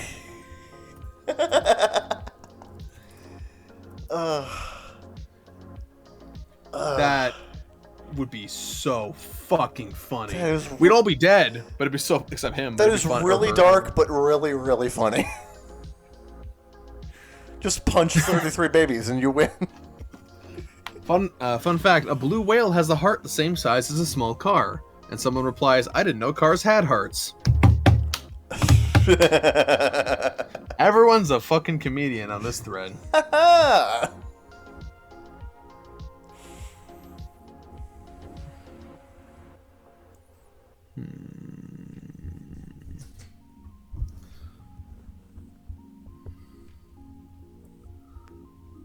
Okay, I think we're all right. We're getting into not the facts are getting a bit less fun. Okay, all right. So that's enough of that. Let's move but on. Still, that was fun. That was very fun. Yes. Mm-hmm. 'Tis the point of fun facts. Indeed, fun facts with your good pals Zeke and Kevin. Yeah. Yeah. All right. So you, as soon as I get back to the DMs, can read this one. All right. Am I the asshole for refusing to help my parents even if they end up homeless with serious medical conditions? The title doesn't paint you as a saint, sir. Or ma'am. Nope, ma'am. It's ma'am. Okay. I, 28 female, was raised by super religious parents. Okay. Wait, which religion? I want to know if they're like regular ones or ones obsessed with the funny golden disc. It was a fight to be able to go to a normal college and not a Christian one with weird rules. When I did that, they said they will not be paying for my schooling until I come back to the right path. Oh, fuck them. Oh, God. After struggling for a couple of months, a friend told me that the strip club she was working at was hiring. Nice. I have been dancing. This is the plot of a movie. I love God. This might not be real. We'll see. I have been dancing my whole life and have a good figure, so I was hired pretty fast. A few months in, I dropped out of college because I was making serious money. About $3,000 for a bad week and up to $11,000 for a really good one. Damn, girl, get them gains! Jesus fuck. When my parents found out, they disowned me. The same goes for all of my extended family except for 2 cousins. What, because you getting them dollars? Come on. Fast forward 9 years, I own my house outright, a Tesla, don't have debt. I also own an apartment building that I rent. Stripping has a short lifespan. And investments. Yeah. It's a good point. But now, to be fair, now I hate you because you're a landlord, but whatever. Now my parents contacted me. Apparently my father lost his business during COVID. My mom has always been an SHM, stay-at-home mom. Stay at home. Yeah. They declared bankruptcy and are also really struggling. They live in an old camper. Also, apparently my mom is diabetic now and my dad has always had heart problems. They wanted my help. I said, no, I don't have parents anymore. And furthermore, according to their religion and church, my money was earned while sinning, so to use it is to damn your soul to hell. And I really didn't want that for them. Mm-hmm. My mom started crying, and my dad said that they didn't know where they went wrong with me. I can point to a few things. This was the last of it from them. A couple aunts and uncles called, but they changed their family helps family tune very fast when I asked why they weren't helping them themselves. Oh, snap. But now, a couple weeks later, I am starting to feel like I was an asshole to them. Because a month's income from stripping would make a really big change for them, but I won't even miss it that bad, so am I the asshole? What is this story? Let me tell you something, Kevin. I think this is absolute fan fiction. This is such nonsense. This is such a made-up bullshit story. Let me tell you something. 28F. I'm thinking more like 14F and currently in that situation. Yeah. Coming up with an escapist fantasy for what happens when you finally leave your parents. Yeah. And don't get me wrong. I sympathize. You got it rough. You've provided us with some excellent fan fiction. But let me tell you something. I don't think you're going to make up to 11,000 a week stripping, okay? Don't think so, no. I don't think so. Typically, people go into stripping when they're not making a whole lot of money and they just need something. So, yeah. So, look, I sympathize. Some very entertaining escapist fan fiction you've written about your own life. I'd come up with a better plan. I want to read off. You can still do it. I'd just come up with a better plan. I want to read off top comment because this is interesting. Sure. Okay. Hi, former conservative Christian homeschool child turned pagan lesbian witch here.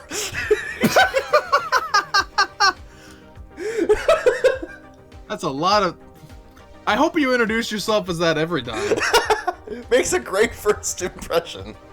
Tell the fucking tech service guy on the phone that.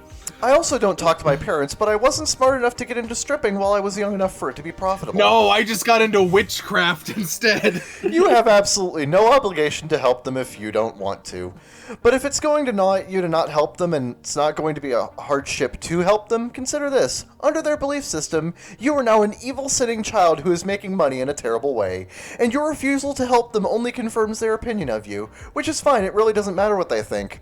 But if you still feel bad and also want to fuck with their heads, help them and ask them to reconcile the fact that you are the fallen one, but you had more compassion for them in their time of need than they, the God-fearing saints, had for you and yours. Or don't, but feel good about it. Either way, they don't deserve you guilting yourself over them. Not the asshole, obviously. Yeah, you should totally own those fake parents that aren't real. Yeah, I'm saying not real. This doesn't feel real. This does not feel like a real story. I'm sorry if it is, but you gotta understand, this reeks of nonsense. If it is real, not the asshole. Not the asshole, but woo! We're firmly on team. This is fan fiction here. Yeah. Really nice, really well written, and very entertaining, but still. Yeah. All right. I'm about to read. Go on. And if it's real, hey girl, you got that money. Yeah. Investments, but if it's real, you're also a landlord, so I hate you. True. Don't hate the game, hate the player, but also the game. Just hate everything. Hate everything. That's the moral of today's episode. Are you ready for a large Tifu? Woo! Yeah, baby. How bad is it? Today I fucked up by discovering a dark secret from a sex tape I made. Oh dear. Oh, this could go a number of ways. So, about 2 years ago, I was still living in my strict religious parents' house. God damn it! Again! More! And the only way for me to find a place to have sex was to use my dad's office. My dad owns a small advertising business, so on some weekends I'll use the excuse of needing better network and needing to concentrate to get the keys to the office and have a girl meet me there. I know he and his staff never come... Okay, so I think this is a guy, so not the same person. Okay. Yeah, I know he and his staff never come to work on the weekend. So I was with this girl at the time, and she was freaky as fuck, and asked if I had ever made a sex tape. I had. But as a gee, I knew the correct answer. I don't know what he means by that. I knew the correct answer at that point was no. And once I said that, she pulled out my phone and placed it somewhere, and we started to get freaky. I jerked off to it a couple of times after that at home, still at my parents' house, before it became stale and I hid it, and I never really got back to it. 2 years later, I'm now living in my own house. I have a girlfriend who's out of town for a few months. I was telling her about the sex tape, and she didn't like that I still had it, and told me to delete it. I decided to give it one last jerk before deleting it, so I hit a blunt, plugged in my headphones, and started watching like I had done a couple times years before. It was late at night. I started to beat myself off listening to this girl moan over the background noise of a movie we were playing to mask our noise, until I heard a deep voice, we'll pretend my name is Manny, in my head say clear as day, "Manny, why? Why?" I jumped out of my chair. My door was locked. No one was in the house with me. I was panicking. Was this my conscience talking? Is my girlfriend a witch? No, she's not. No, that's the other person. That's the other person. Unless they're the same person. That's a fun... No, because she was a lesbian. Yeah. God damn it. I keep trying to connect the universes. It's not working. Damn it. The strict religious parent cinematic universe will never come to be. Anyway. Is this because I'm watching a video she doesn't want me to watch? I'm panicking as all hell because it fucking scared me how clear the voice was. I wanted to watch the video again, but I honestly was too scared, so I walked around the house for a bit just to let the highness fade, in case that was what was responsible for me hearing voices. Once I was a little sober, still very shaken up, I decided to start the video from the beginning, but to focus this time. I sat in my chair, dick in my pants. It definitely had no interest in rising again. Headphones on, studying this video like it's my finals.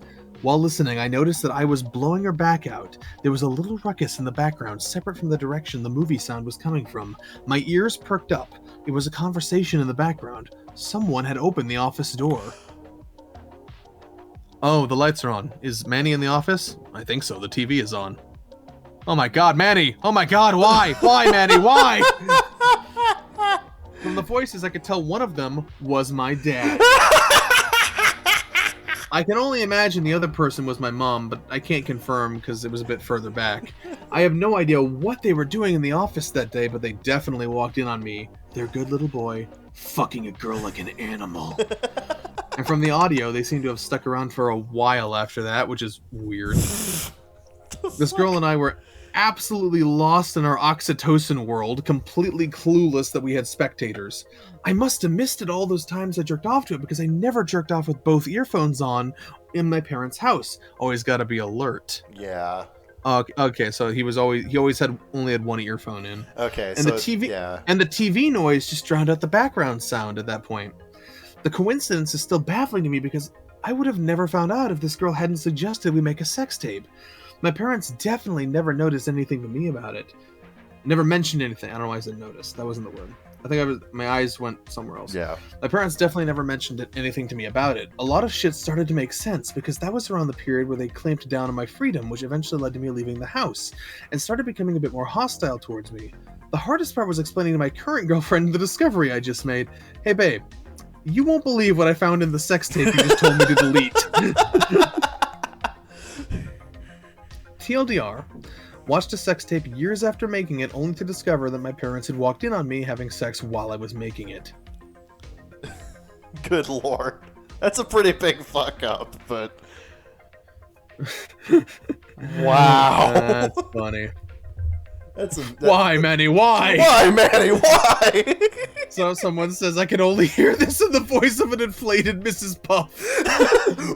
Oh, Manny, why? That's funny. Oh, someone replied, Manny, are you okay? Are you okay, Manny?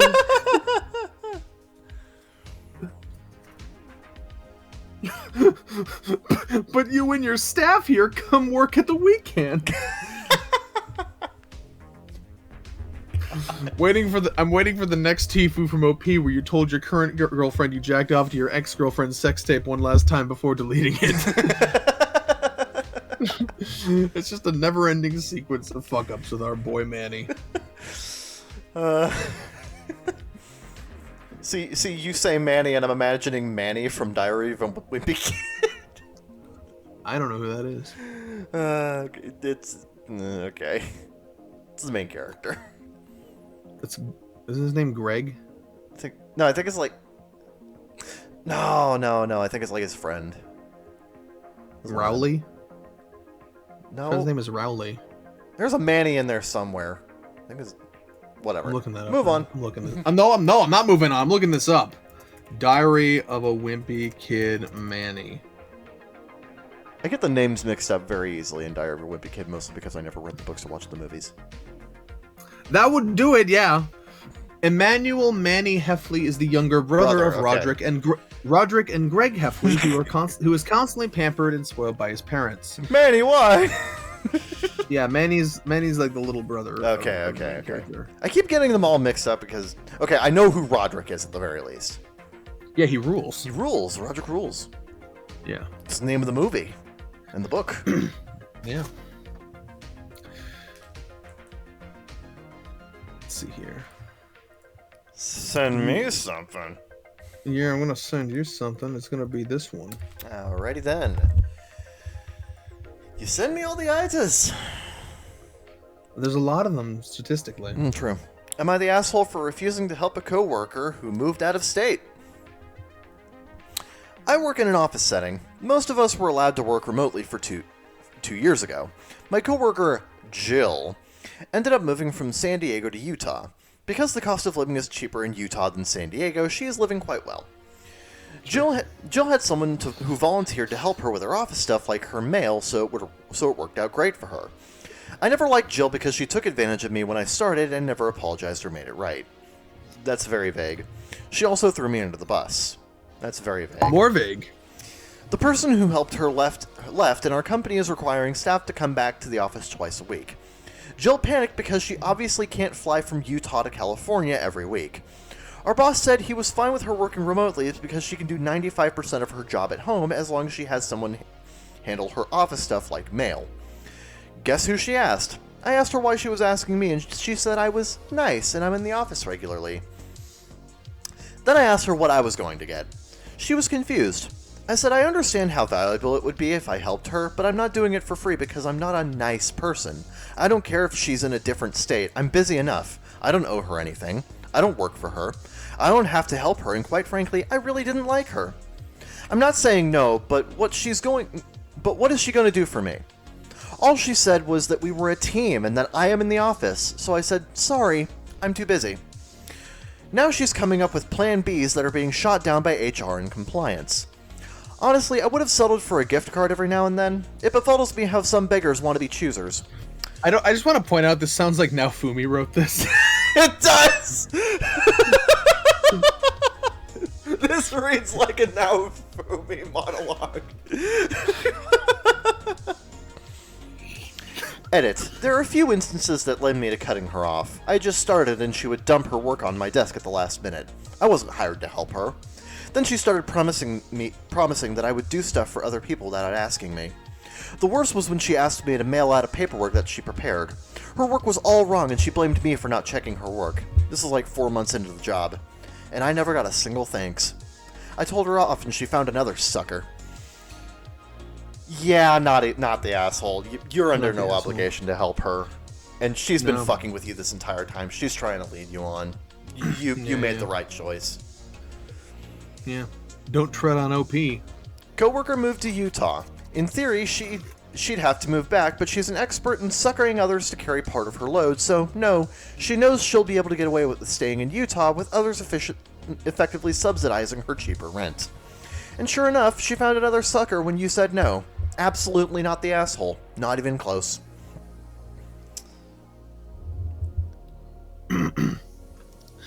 Somebody does point out, I call the employer the asshole for requiring employees to be in person when their duties clearly don't require it.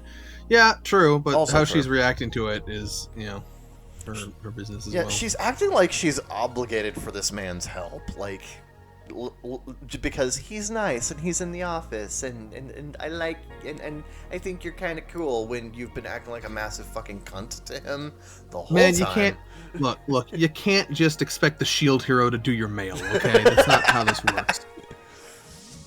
He's got shit to do. He's got to save the world. Yeah. Hold on, I got a notification on my phone. Okay. Well, I got a follower. Woo. On Twitter. It's in Japanese text. I can't read it. That's fine. Ooh, a Japanese follower. Or just a weeb. Like a super weeb. Who knows? Yeah, who knows? Either or a porn bot. Who knows? No, it could be anything. There's so many possibilities. Anyway, not the asshole. Yeah. Pretty clearly. And get back to saving the world. Why are you doing it at an office? He's got to make that money. I don't think the waves of catastrophe are not going to be stopped by paperwork. I don't think. I don't know. I haven't read up. I'm not caught up. I'm just going to assume that's the case. Yeah, I don't think the waves are going to be stopped that way, so. Yeah. Anyway. Where's Raptalia during all of this? Anyway. Where's Philo? Not doing mail. I can assure you this much. Am I the asshole for being upset at my brother and my sister-in-law for their dream wedding opinions? Okay. Well, when your title is Am I the asshole for being upset at someone's opinions? Generally, I'm going to lean on yeah, but let's find out. So, we all come from a very traditional and family-centric culture. I'm just waiting for him to mention the strict religious parents. Weddings are usually about family in our culture, as if it's a big reunion. The ideal wedding is more than 200 guests, and you're frowned down upon if it's less guests, especially if family is excluded. I am of the belief that culture is very important. My family was amazing, and I made sure to make it about both me and my husband, but also about our families. We never agreed on the whole the wedding is only about the couple mindset. Nobody in our family agreed. So my brother and his fiancée are about to get married in some months. I had a birthday dinner a few days ago. My parents, my brother, and his fiancée were invited. On the wedding topic, I asked them their honest opinions about what their dream wedding would look like. My brother asked me if I really wanted his honest opinion, and I said yes, not expecting what I was about to hear. Well, let's keep that in mind. You asked for it. You did. His dream wedding would be to invite everyone in our family on the church so they could attend the ceremony, but they wouldn't want a party or a reception afterward, and the ideal thing would be to either gather with some friends at home and have some drinks or food, or rent out a small place like a restaurant or tavern just for them and their 10 to 15 closest friends and have dinner or a beer and then just go home. They said they're not going to do that though because they feel basically forced to please family due to our culture, and that it's no point talking about because if they had their dream wedding, we'd constantly nag them. My parents and I took great offense to these opinions. Opinions that my sister-in-law basically agreed on, and that said that it's her dream wedding too because she can't stand family pressure. We explained to them that this is not a wedding, that is just a night out, and it's ridiculous how young people have so little value for weddings and family nowadays. God damn it. They said we are the asshole for being upset because we asked them for their honest opinion and they haven't. I want to reiterate what just happened here.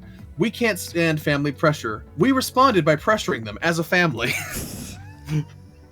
We responded by validating their opinion. What the fuck, Opie? So, top comment. You are the asshole. You did not want their honest opinion. You wanted confirmation of your opinion. He's doing the culturally appropriate wedding. Stop creating fake scenarios to give him grief. Just enjoy his wedding. Confirmation bias. Yay! I love this. I want your opinion on X. My actual, real, honest opinion? Of course. Well, it's not like yours at all. How fucking dare you? So, like, I mean, like, okay, here's the thing. Everybody's got their own cultural beliefs and whatnot. Yeah.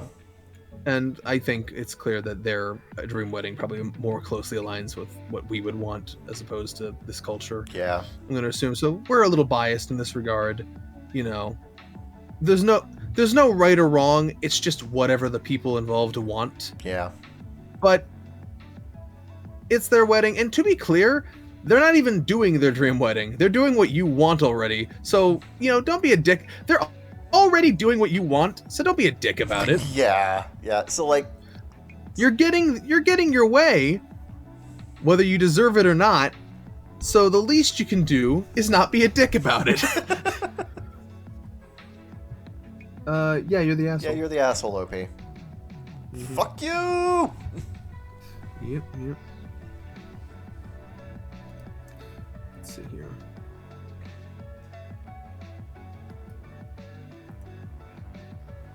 Okay, here. Let's see. You read this motherfucking one. Aw, yeah.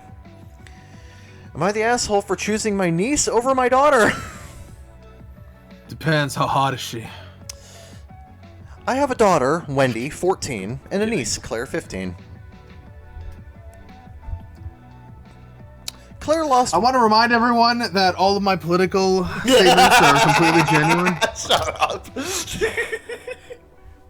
God damn it, I dropped a screwdriver on the ground. Fuck. Claire lost both her parents when she was very little, and I've been raising her ever since. Wendy and her mom live far away. Okay, so this is like a male... Okay. Wendy and her mom live far away, and she has custody, so I only see her once a month, so I have a closer relationship with Claire, and we have a lot more in common. But I love them both equally. A while ago, I got a bonus at work, and I decided to go on a trip, but I couldn't afford to take both girls, and also the girls don't get along, which is mostly Claire's fault, I admit.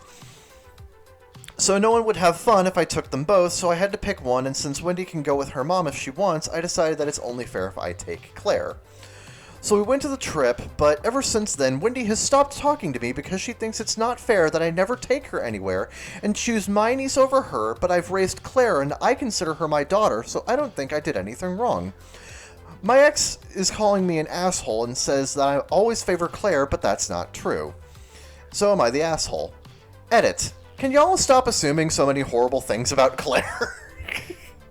She is just a kid and the girls fight like all siblings do. Sometimes it's even Wendy who starts the fights. No one is bullying anyone here. I'm not rewarding her, but if your kid does something wrong, you can't punish them forever. I get it, I'm an asshole. I'm gonna talk to both girls and see how I can fix this. I will update again, so... Yeah. Reddit called him the asshole. But what do we think? Nobody cares about Reddit. This is our show, not theirs. This is not the Reddit Gaijin show. I feel like he really should have communicated way better instead of just being like, oh, I'll just take Claire, bye-bye. Like, Sure. As a parent, you do still have an obligation to communicate this stuff with your spouse regarding, like, you said yourself you had the option of taking, either both kids or one of the two. You should have brought that up with your ex so that you could, talk about it with Wendy and figure out what was the best solution for everybody, rather than just taking Claire and not considering Wendy's feelings at all. That was a dick move. I'm going to say negligence. I don't agree, because it's pretty clear from how he describes it that would not have worked out. So, I don't... And there are Look, we vouch for more communication a lot. Yeah. But there are times when more talking makes things worse or harder. And I think if I was in his shoes, I might have done the same thing.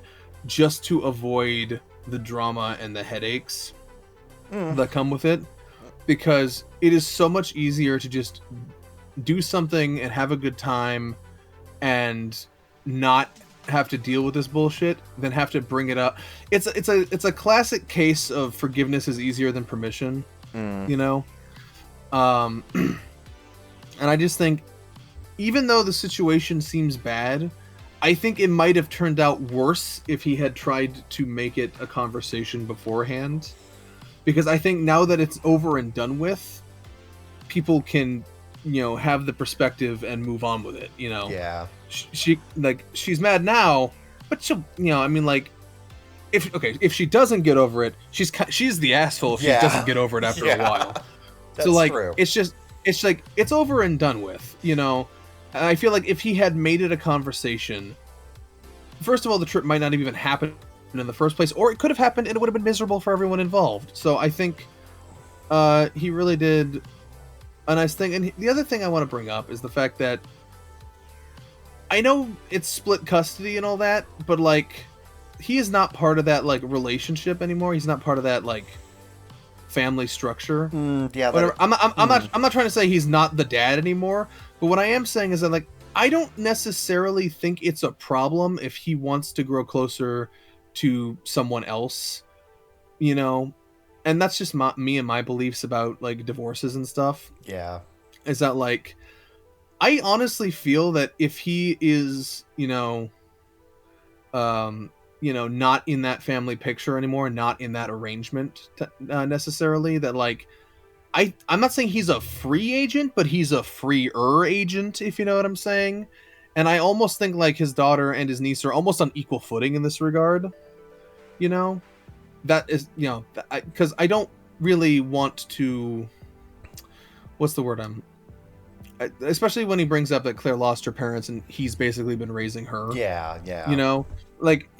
She's his niece, but she's also almost kind of his daughter in the same way. Functionally an adopted daughter, yeah. So this is really just kind of a struggle between his ex. This is just getting so calm. I'm so glad I do not have a life like this.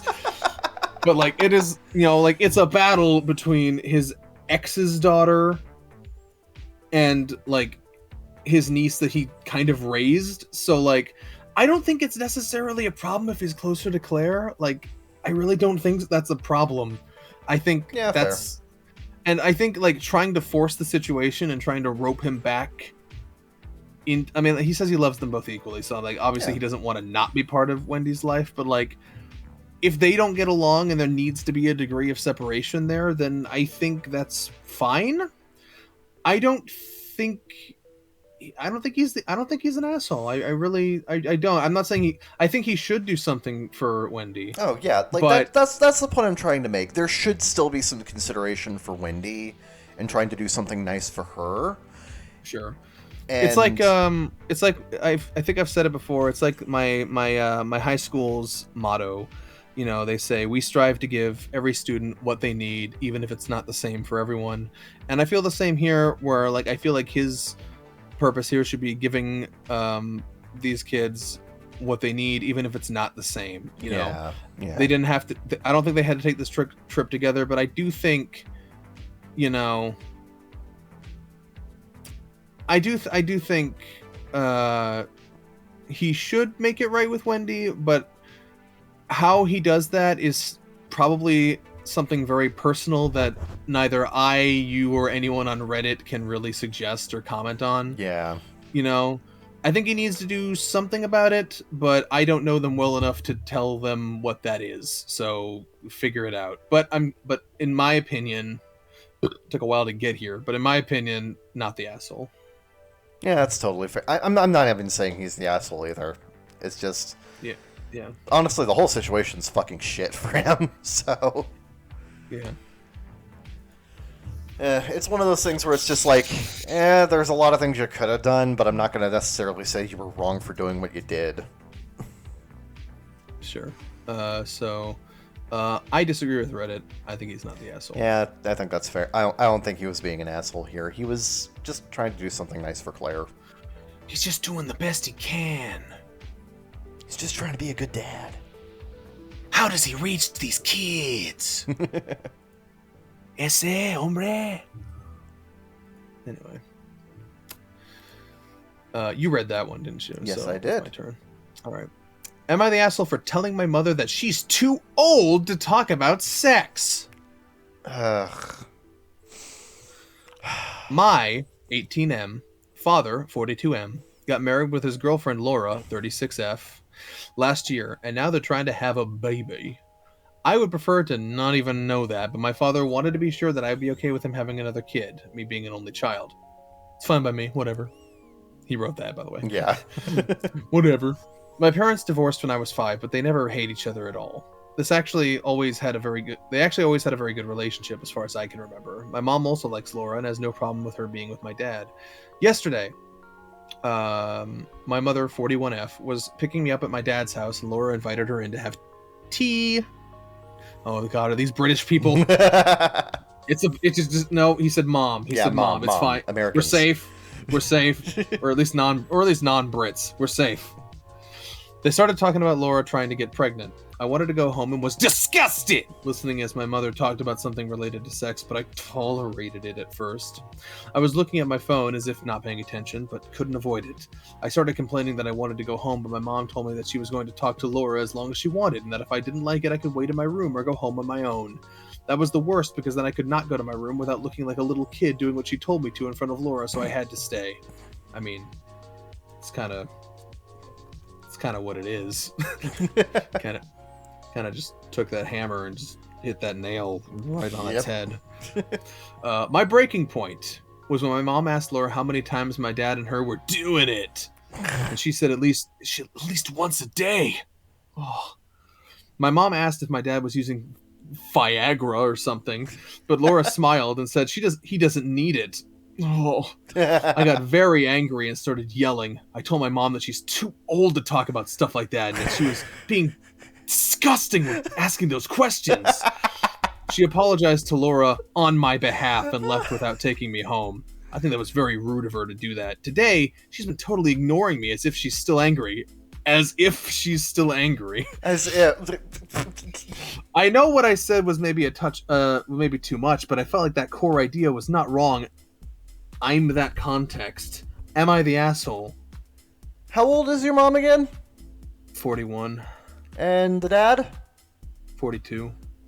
Let them talk about sex. Holy fuck. Get over yourself.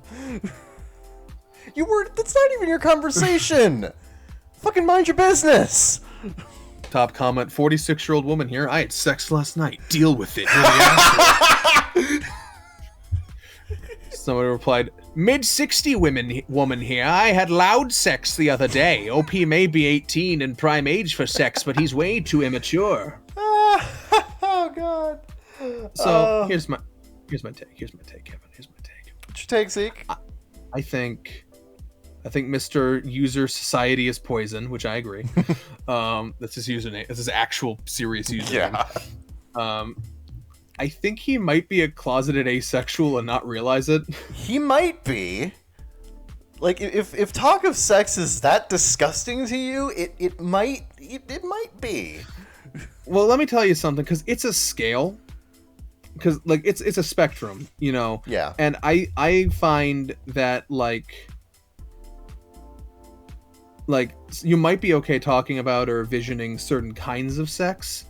But like, and I'm speaking as an asexual myself, yeah, just letting everyone know that you may be okay with like visualizing or talking about certain kinds of sex between like healthy, attractive young people. But like the further you get from that, and the more you think about like age or ugliness or disability or just fleshy, uncomfortable bits, awkward bits, yeah, slippery wet bits. The more it gets into like, the thing about older people is that when you think about the more problems, you don't see them as ideals anymore. You see them for the flabby, gross, sweaty, disgusting sacks of meat that they are.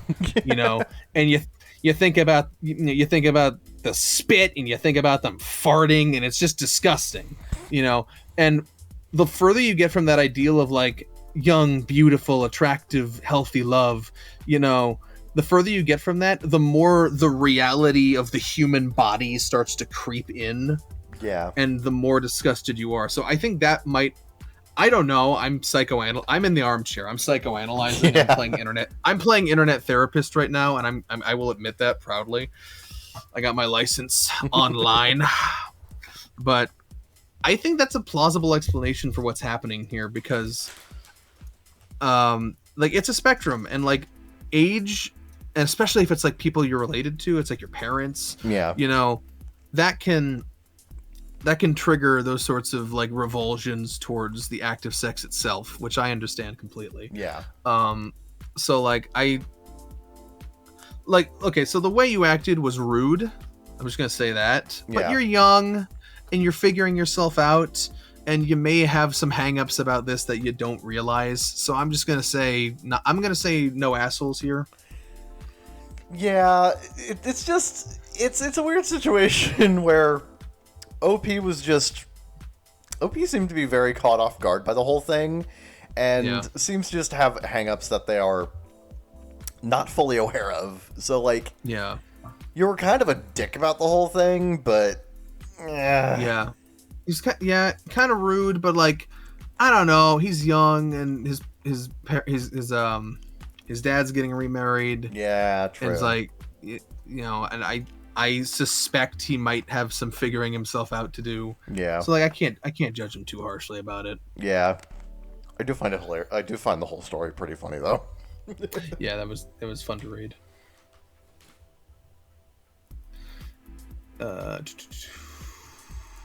Okay, that one sucks. Fuck that one. Kevin, I think it's time for the lightning round. Oh, is it time for the lightning round?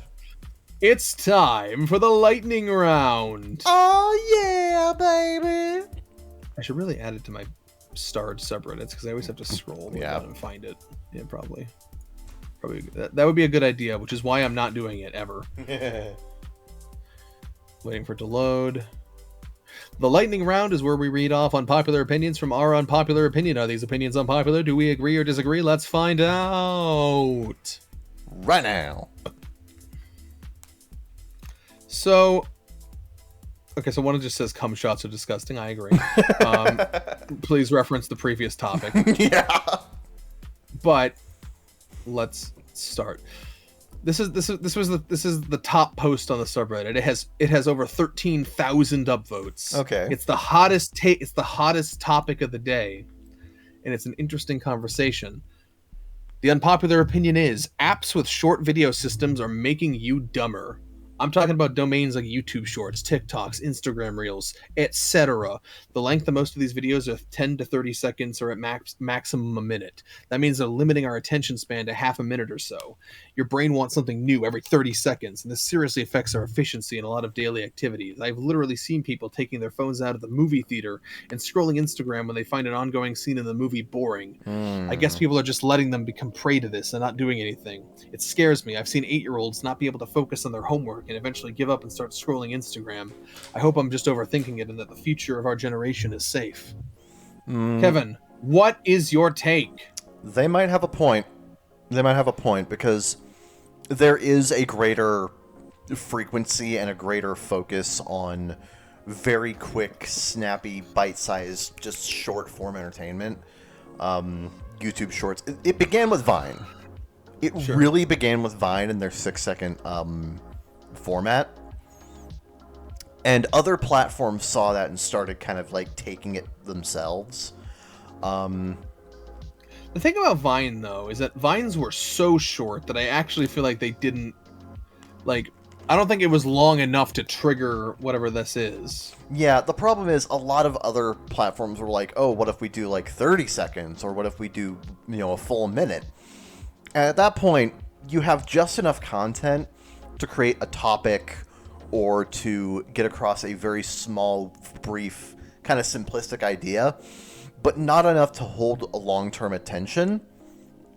And when the video is over, that's done, that's disposed of. You move on to the next video, and the cycle just repeats for every video.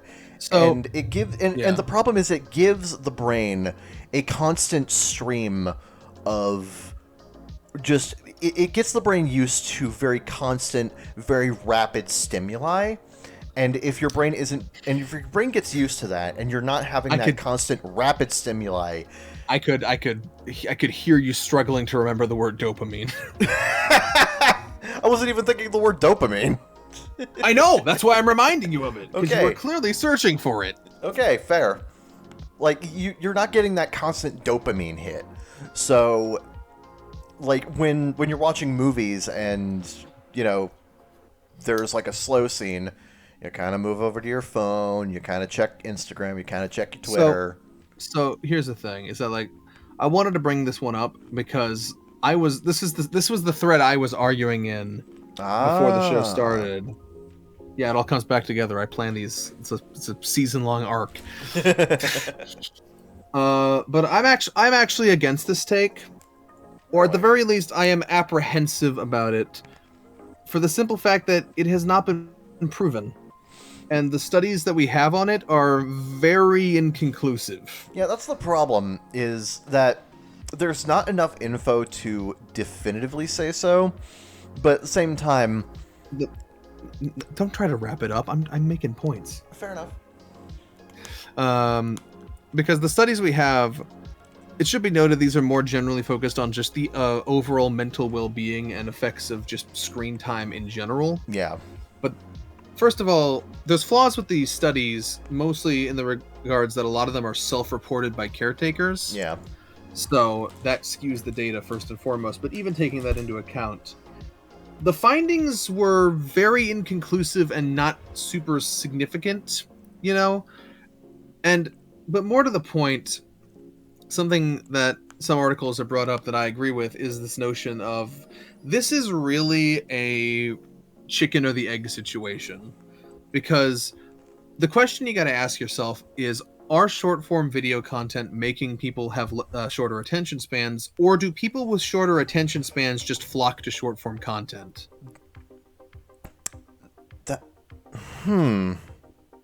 It might be the other way around. Yeah, because that would that actually would make a lot more sense. It would. Yeah. And like my understanding of this is that, like, yeah, I know about internet addiction, I know about dopamine hits, I know about all that. And people try to argue that with me, and I'm like, well, you can't apply that unilaterally to anything that involves the internet. Like, yes, I understand internet addiction, it's a thing. But like, you can't just apply that same rationale to everything, especially with the direct effects you're talking about in terms of short form video content and their effects on attention span. But my understanding is that, like, attention span really isn't something you train. The only thing you can really control in that, because whether you're like, the fact of the matter is, you're either interested in something or you're not. Yeah. And that doesn't change. What does change is how you act about it. People who have long attention spans, they might not really. They're just good at acting like they do. They force themselves to pay attention, or they make themselves look like don't look like you're not paying attention. That classic thing in school of just looking forward and just like looking attentive even if your mind is wandering somewhere else. And the reality that a lot of people bring up is that people have always kind of been bad at focusing for long periods of time. We are kind of evolved to take in bursts of new information and stimuli and stuff like that. But I think the degree to which that's true is on the individual is highly variable, and also dependent on the content itself in a lot of cases. Right. And I just find it funny because, like, I have ADHD. You'd think I'd be prime, like, target for like these rapid fire content bits, but not. But I can't fucking stand them. True. And here I am. Gotta read back. Reading books. So for like 45 minutes at a time or whatever. Here I am having a podcast for 3 hours. One of my favorite movies this year was a 3-hour slow burn detective drama, which I can't wait to watch when it comes to HBO Max on the 18th. It's really good. Yeah. So, like, I'm not convinced I'm open to hearing like actual studies about this, but I think this is just one of those like quote unquote common sense conclusions people come to. Yeah. Where they use some sciencey terms and they use their intuition to intuit something that may not actually reflect reality. You know, something can feel right and have no basis in reality. Yeah. Did you know? You know, planes have instruments to, you know, track your position and orientation relative to the ground because the human animal has not evolved to intuit that information. Yeah. We have not evolved to fly. We rely on those systems to tell us, you know, how far we are off the ground and in what orientation we are in, because otherwise we don't know. There have been cases, there have been crashes where the pilots have felt completely fine and completely normal. Meanwhile, they're crashing into the ground at a 90-degree angle because they can't sense that shit. Reality is what it is, no matter how you perceive it, you know.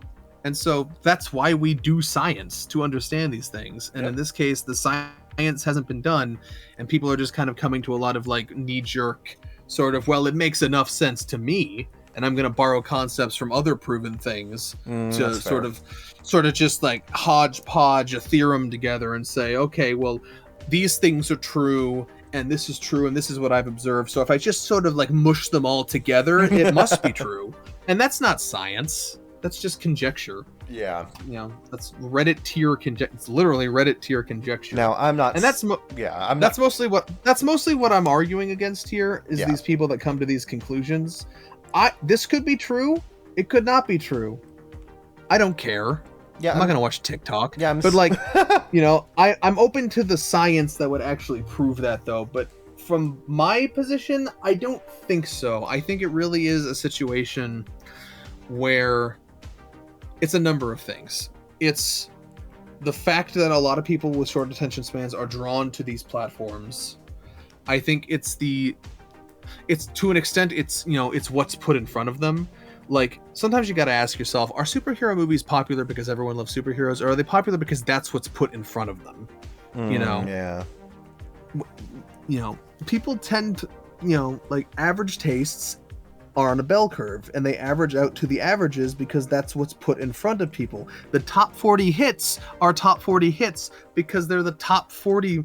Most often, they're the top 40 most played songs anyway. Yep. You know, people are drawn to what's put in front of them. And it takes a curious person to seek out other things. Most people aren't going to do that because if they did, there wouldn't be an average anymore. Yep. So I think that's also part of it. It's just the content's there, and that's, you know, especially these kids growing up, that's, you know, everyone's on the TikToks and the YouTube shorts or whatever. Yep. So like, of course they're going to watch it because that's the content that everyone around them is consuming, and that's kind of what they fall into. That's normal.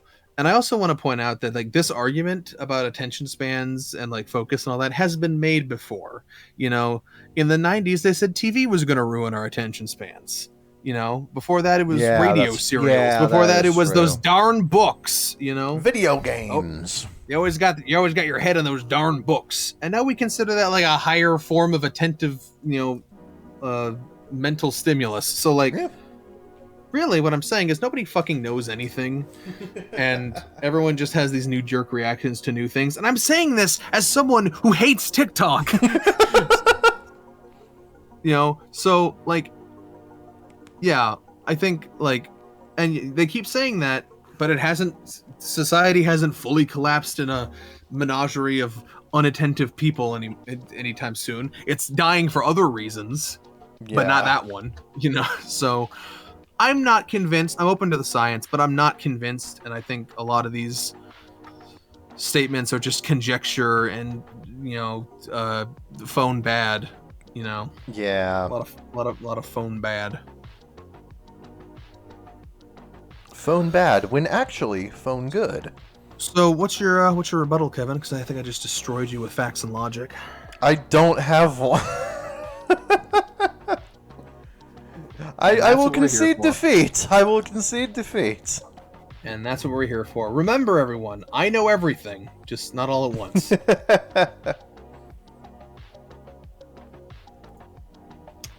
And And now back to your regularly scheduled lightning round. That was the furthest swing from that was the slowest lightning. It took a while.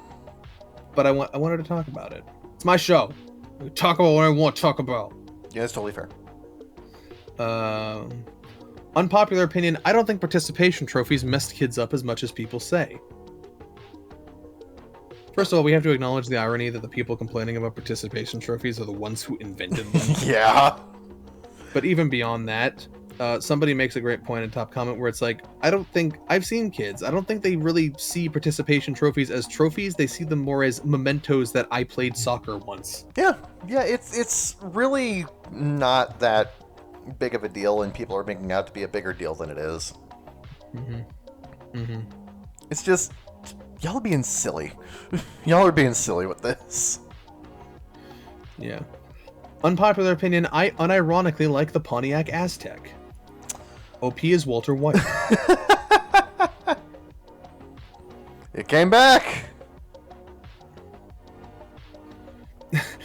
Oh, okay, he's listing a bunch of features, and someone's like, those are all features that were in the wagon and van decades before the Aztec. The Aztec did not create them. Let's see here. Unpopular opinion, fast food drive-thrus are for people who are ordering for themselves only. No. It never fails. When I go to the drive-thru, there's always either a car jammed packed full of a full family, or a car with a whole work crew in it, or a car ordering a ton of stuff. It's incredibly frustrating and makes wait times twice as long as they need to be.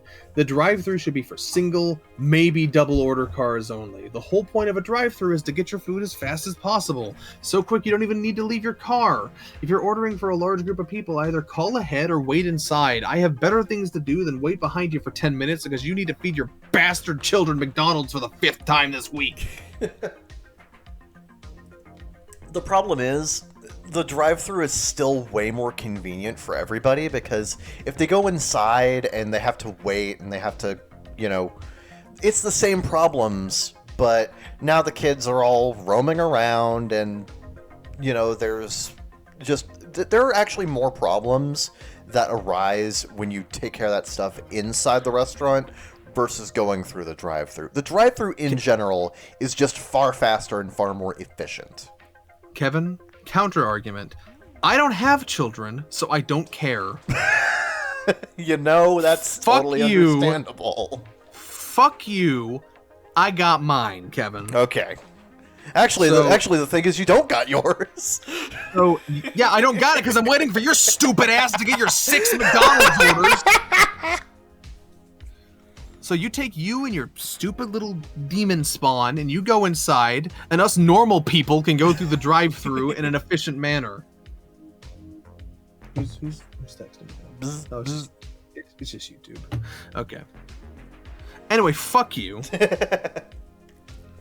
OP is absolutely correct. Single, maybe double orders only. I'm okay. Unpopular opinion, pregnant women are overpraised / worshipped. No. That's really vague. Yeah. It really depends on the context. It does, and I just... It can totally happen where, like, the world revolves around them, and, like, they make entitled demands of everyone around them. That happens, Yeah. I get it. But, like, it just depends on I don't know, make an ITA thread about it. Then I can read that and judge that. I can't, these are too general. I can't. Yeah. Like, be more specific, please. Unpopular opinion, every bicycle should have a kickstand. They don't? They don't? They don't? They don't? They don't? I agree, I guess. Yeah, sure. What do you do? Just hope there's a wall? God, that's just so... God, that's bizarre to me. That is bizarre to me.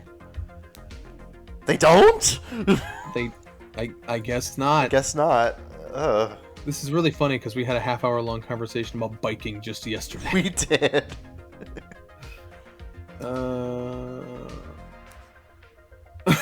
Unpopular opinion, clothing stores should offer extra seating for men. You're out shopping with your girlfriend. Your legs are heavy. Arms weak. Mom's spaghetti. He's nervous on a sweater already. And you just want to sit down and check your emails or the Clash of Clans Village. Okay. Ugh. Okay, user Langfort, you are a normie. Casual! But there's never any real seats for us. How often has it happened that I've lined up with 3 other comrades at some railing, and that's why I demand extra seats for shopping companions? To me, this ties into a larger point that there should just be more chairs everywhere. Yeah, there should be, and there isn't. Yeah, like this is a hyper-specific example I can't relate to because I don't have a girlfriend, I don't shop for clothes, and I don't play fucking Clash of Clans.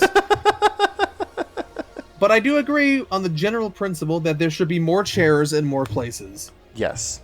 Yeah, that much I can agree with. So, yes, sure, absolutely. Yep. Ooh, here's one for you from Ladies Man 217 is taken. So you know what kind of take is coming up.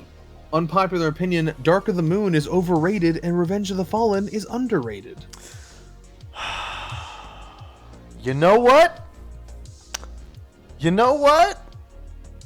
What is it, Ladies Man 217? I could agree with this.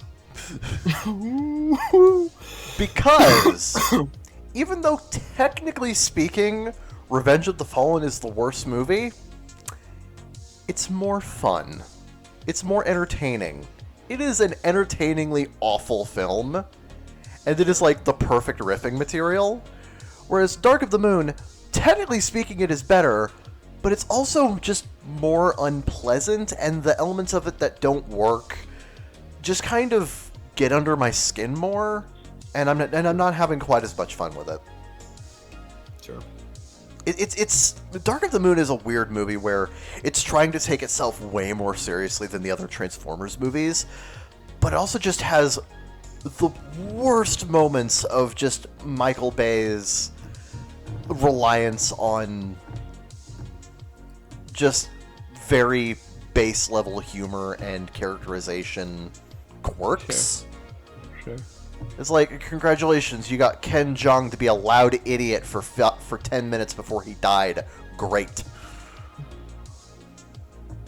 I haven't seen Dark of the Moon since it was in theaters. I remember there was a part I really liked where like a bird is tearing up an office building. That is a great scene. That is a really fun scene.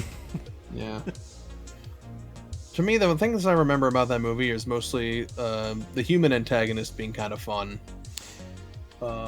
And also that the climax is like fucking 2/3 of the movie. The climax takes a long time, but then after the climax, the movie just ends. Yeah. Like it's just trying to get it over with at that point. Also Desert Cloak Megatron. Okay, Desert Cloak Megatron with like half of his face decayed off is really cool. That was a cool design. I also want to point out that Sam being the one to take out Starscream that's cool.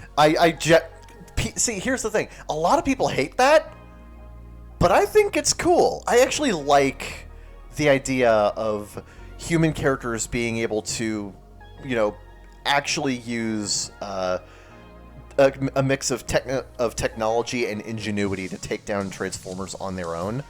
That's actually part of why I like Miko in Transformers Prime so much, is because she did that to take care of Hardshell. Yeah. I also just, unlike a lot of people, I also just don't hate Sam Witwicky. So yeah, no, Sam is fine. Sam is actually Sam is one of the more realistic characters in Michael Bay's Transformers movies, which I realize that's not saying a whole fucking lot. But I think Shia is actually like a really humble, relatable guy in those movies. The complete opposite of what he is in real life. Yeah. Where he's something. He is a lot of things, but humble and relatable ain't two of them. No, he's I can't think of any specific thing, but like he's out there. Yeah. He's got some things. But yeah, like yeah. Anyway, unpopular opinion, hot desserts are disgusting. Hot desserts make me want to puke. It's like drinking warm milk. The eggy taste and warmth of milky dairy flavor just repulse me. Want to pop a chocolate chip cookie in the microwave to eat and savor the gooiness of the soggy milk and chocolatey eggy mush? No! You want to make me sick? but I'd appreciate an ice-cold chocolate chip where the flavors have not been pukified by your frickin' microwave. Okay. You know, I do agree that a cold cookie is great. Yes. And I think preferable to a hot cookie. I think it's I'm not disgusted by hot cookies like this person is, but like I do think like cold desserts and cold cookies are generally better. I actually really do like I don't like it hot, but I like a nice warm cookie where like the chocolate is just a little bit kind of creamier and kind of just melts along the tongue a little bit better. I like that.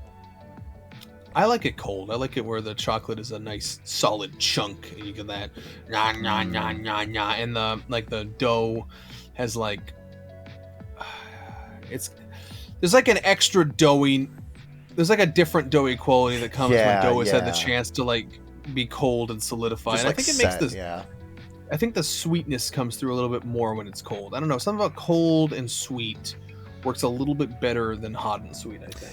Yeah, I think that does make sense, yeah. Yeah, it's like, ice cream works so well for a reason. I think it's because we have that association between cold and sweet. True. And heat is more associated with like savory things.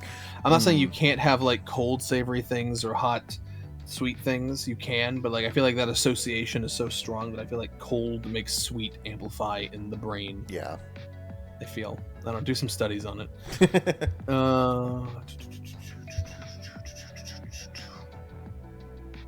Unpopular opinion, trigger warnings for shows are often huge spoilers and I can't stand them.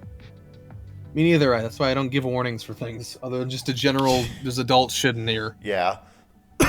like the fucking amphibia. This episode has some intense final scenes and it may be too scary for young audiences. Like, come on, Disney. Well, thanks. Now I know now I know what to expect. Thanks. Yeah. I guess that's vague enough, but like I don't know. Yeah, it's still specific trigger warnings are just nothing but spoilers, and I can't stand them. Yeah. I'm reminded of Netflix's. I'm reminded of Netflix's rating descriptions that get like really, really specific. Yeah. Like one of the rating designations for JoJo Stone Ocean is suicide. And that's because there's this one character who keeps comically trying to kill himself out of guilt. Yeah.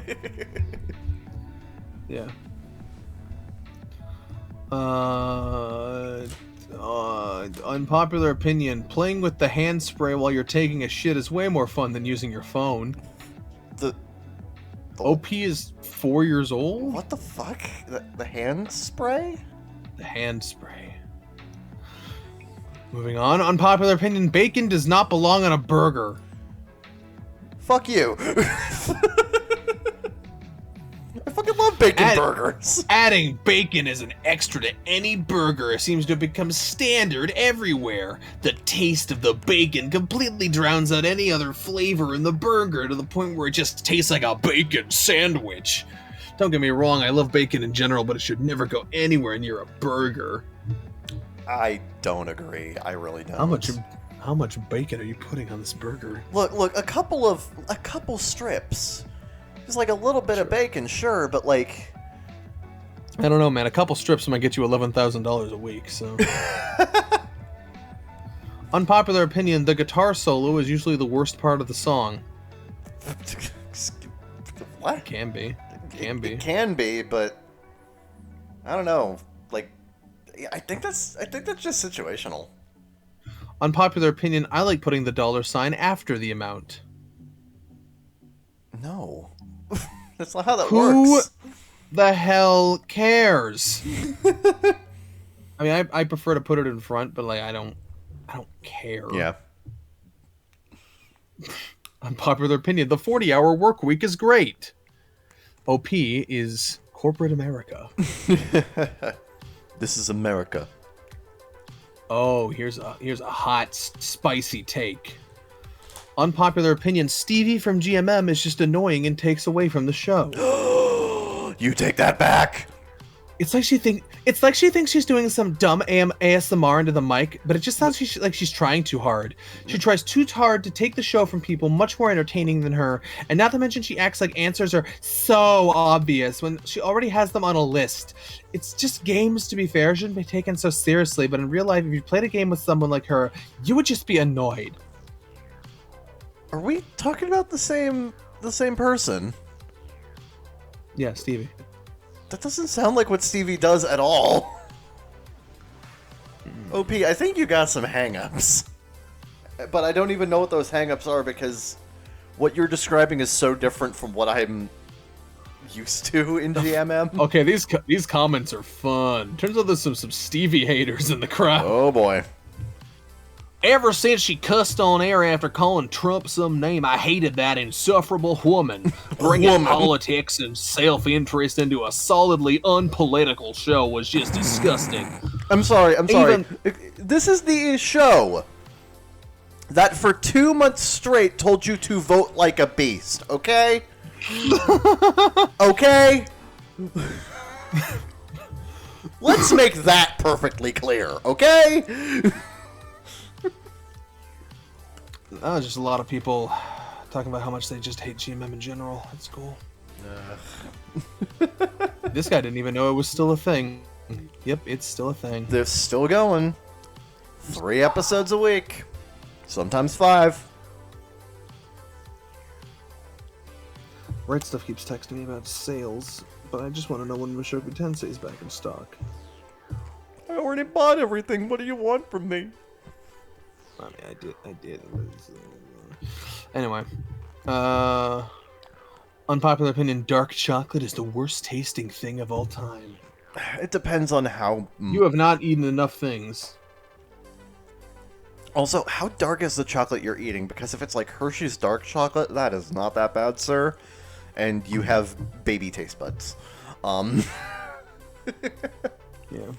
Like, a lot of dark chocolate doesn't really have that much, pure cocoa powder in it.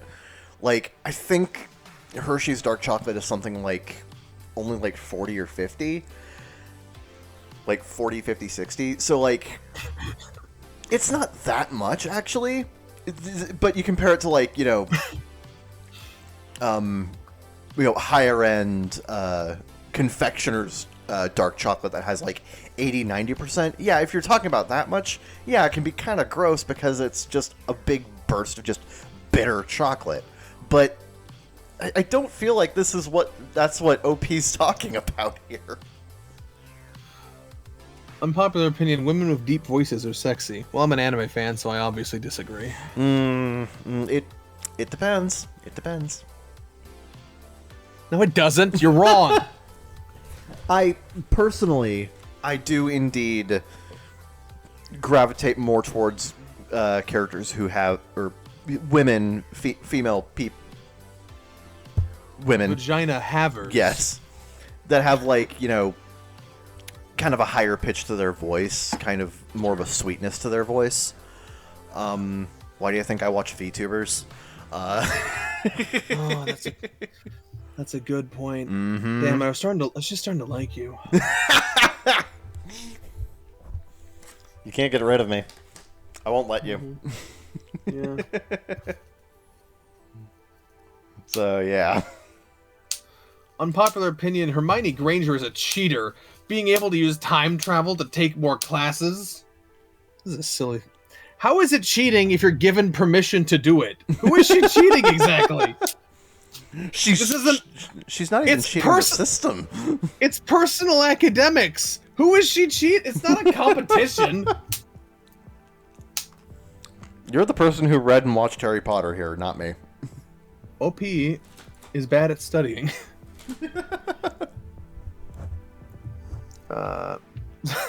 Sneakerheads are fucking insane. I understand everyone has their thing, right? Some people collect baseball cards, movie memorabilia, autographs, stamps, whatever. I get it. But the one group I just don't understand are the sneakerheads. I'm talking about the people who will spend hundreds, sometimes way more, on a single pair of shoes they'll wear maybe 2 or 3 times a year, or never at all. Specifically the Air Jordans, which look like something a child would wear, honestly. The folks that have specific shoes for specific outfits, that color coordinate, they have like a shrine built to a sneaker. Sometimes they write out in the open for everyone to see like it's a great piece of art.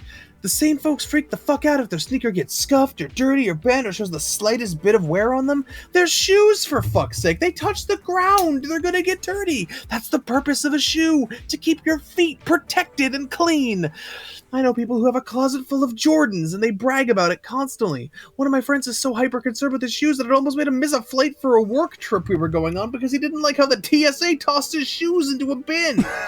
He legitimately got mad over it and started yelling, "Man, those are my Jordans." Another time, he had to get plastic shopping bags from Walmart to put over his shoes because it was raining out and, "Man, I can't get these babies wet." Why the fuck do you wear them then?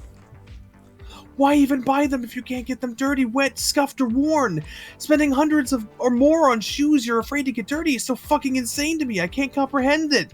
My wife is a heel person. She's got a closet rack full of shoes, but she wears them constantly. She loves them and wears them. If they get dirty, she cleans them, but she doesn't freak out every time they get a little worn. I just never understood the hype and culture around shoes. I've got 4 pairs of shoes. That's all. Steel-toed work boots, workout running shoes, 2 pairs of dress shoes in black and brown for when I have to go to the office. That's it. Maybe I'm missing something with shoe culture. I just can't wrap my head around paying that much for shoes that look kind of goofy and childish, and then freaking out if they get dirty or show any wear. OP, you need to stop hanging around sneakerheads so much. Top comment. I think it's the flexing these people do that make them appear to be insane. Yeah. You never see people who collect other things really try to flex as hard as these cringe sneakerhead people. Yep. They act like it's a status symbol to have, you know, these super cool like $200 Air Jordans and shit like that. You know, they just they don't wear them because they're comfortable. They don't wear them because they think that they look cool, and they don't wear them because, you know, it's useful. They wear it to show off that they have status in their own head. Sure. And that's really the big issue, is that it's what's the word I'm looking for? It is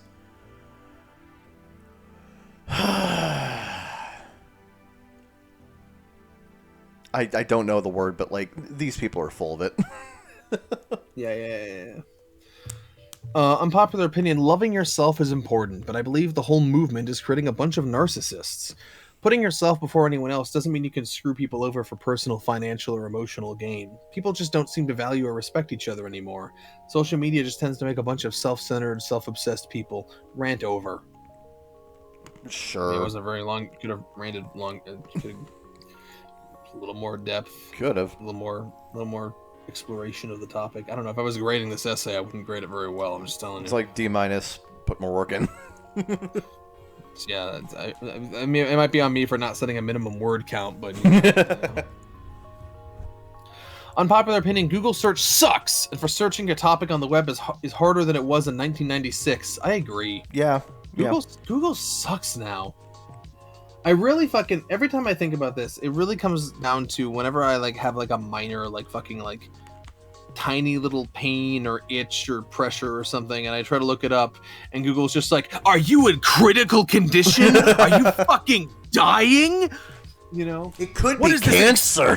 What does this excruciating pain mean? And I'm like, it's like, no, it's a mild pressure. Can you chill the fuck out?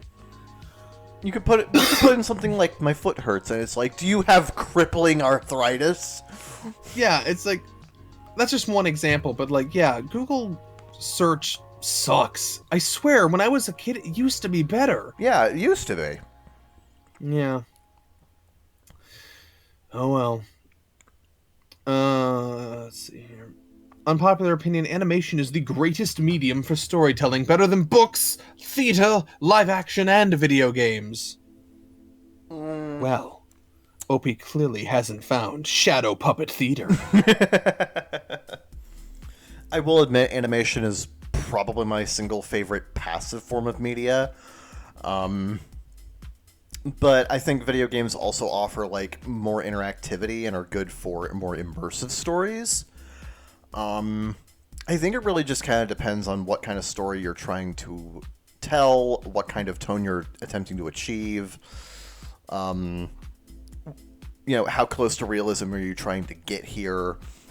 that sort of thing. Like it's heavily dependent on the person, the art, as well as the intended style. So, like, I love animation. It's my personal favorite form of passive media, but I'm not going to say it's inherently better.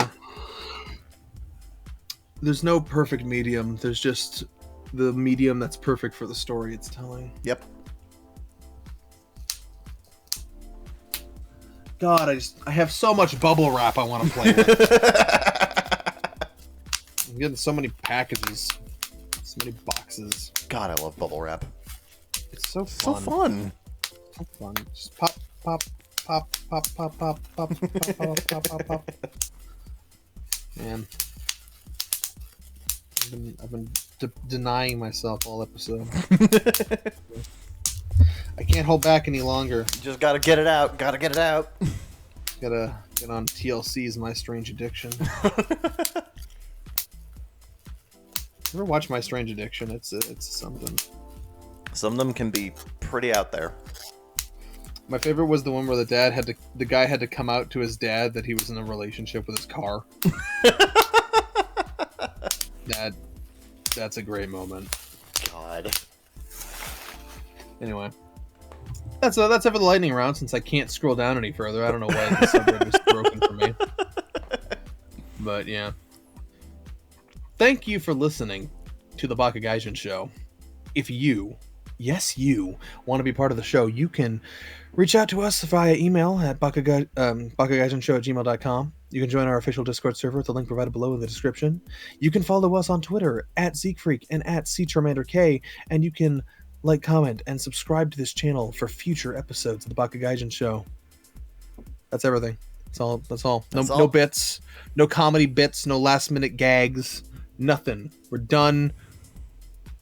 That Spy X Family episode's not going to watch itself. Yeah, that's all I'm saying. I'm going straight to that when we're done. Yeah. If you want to see his reactions, you can follow him on Twitter. I already said it. Okay. You have to rewind. I'm not saying it again. You got to rewind. Yeah. Or you could just actually no. They can't look at the name under your avatar because it just says Kevin Foldner. Ha! I've tricked you. I anticipated this very thing. Damn it! We're doing a comedy bit. Damn it! I said no bits. I said no gags. It'll say it during the end slate. We're good. Get out of our house. Zeke freak out. Ciao ciao for now.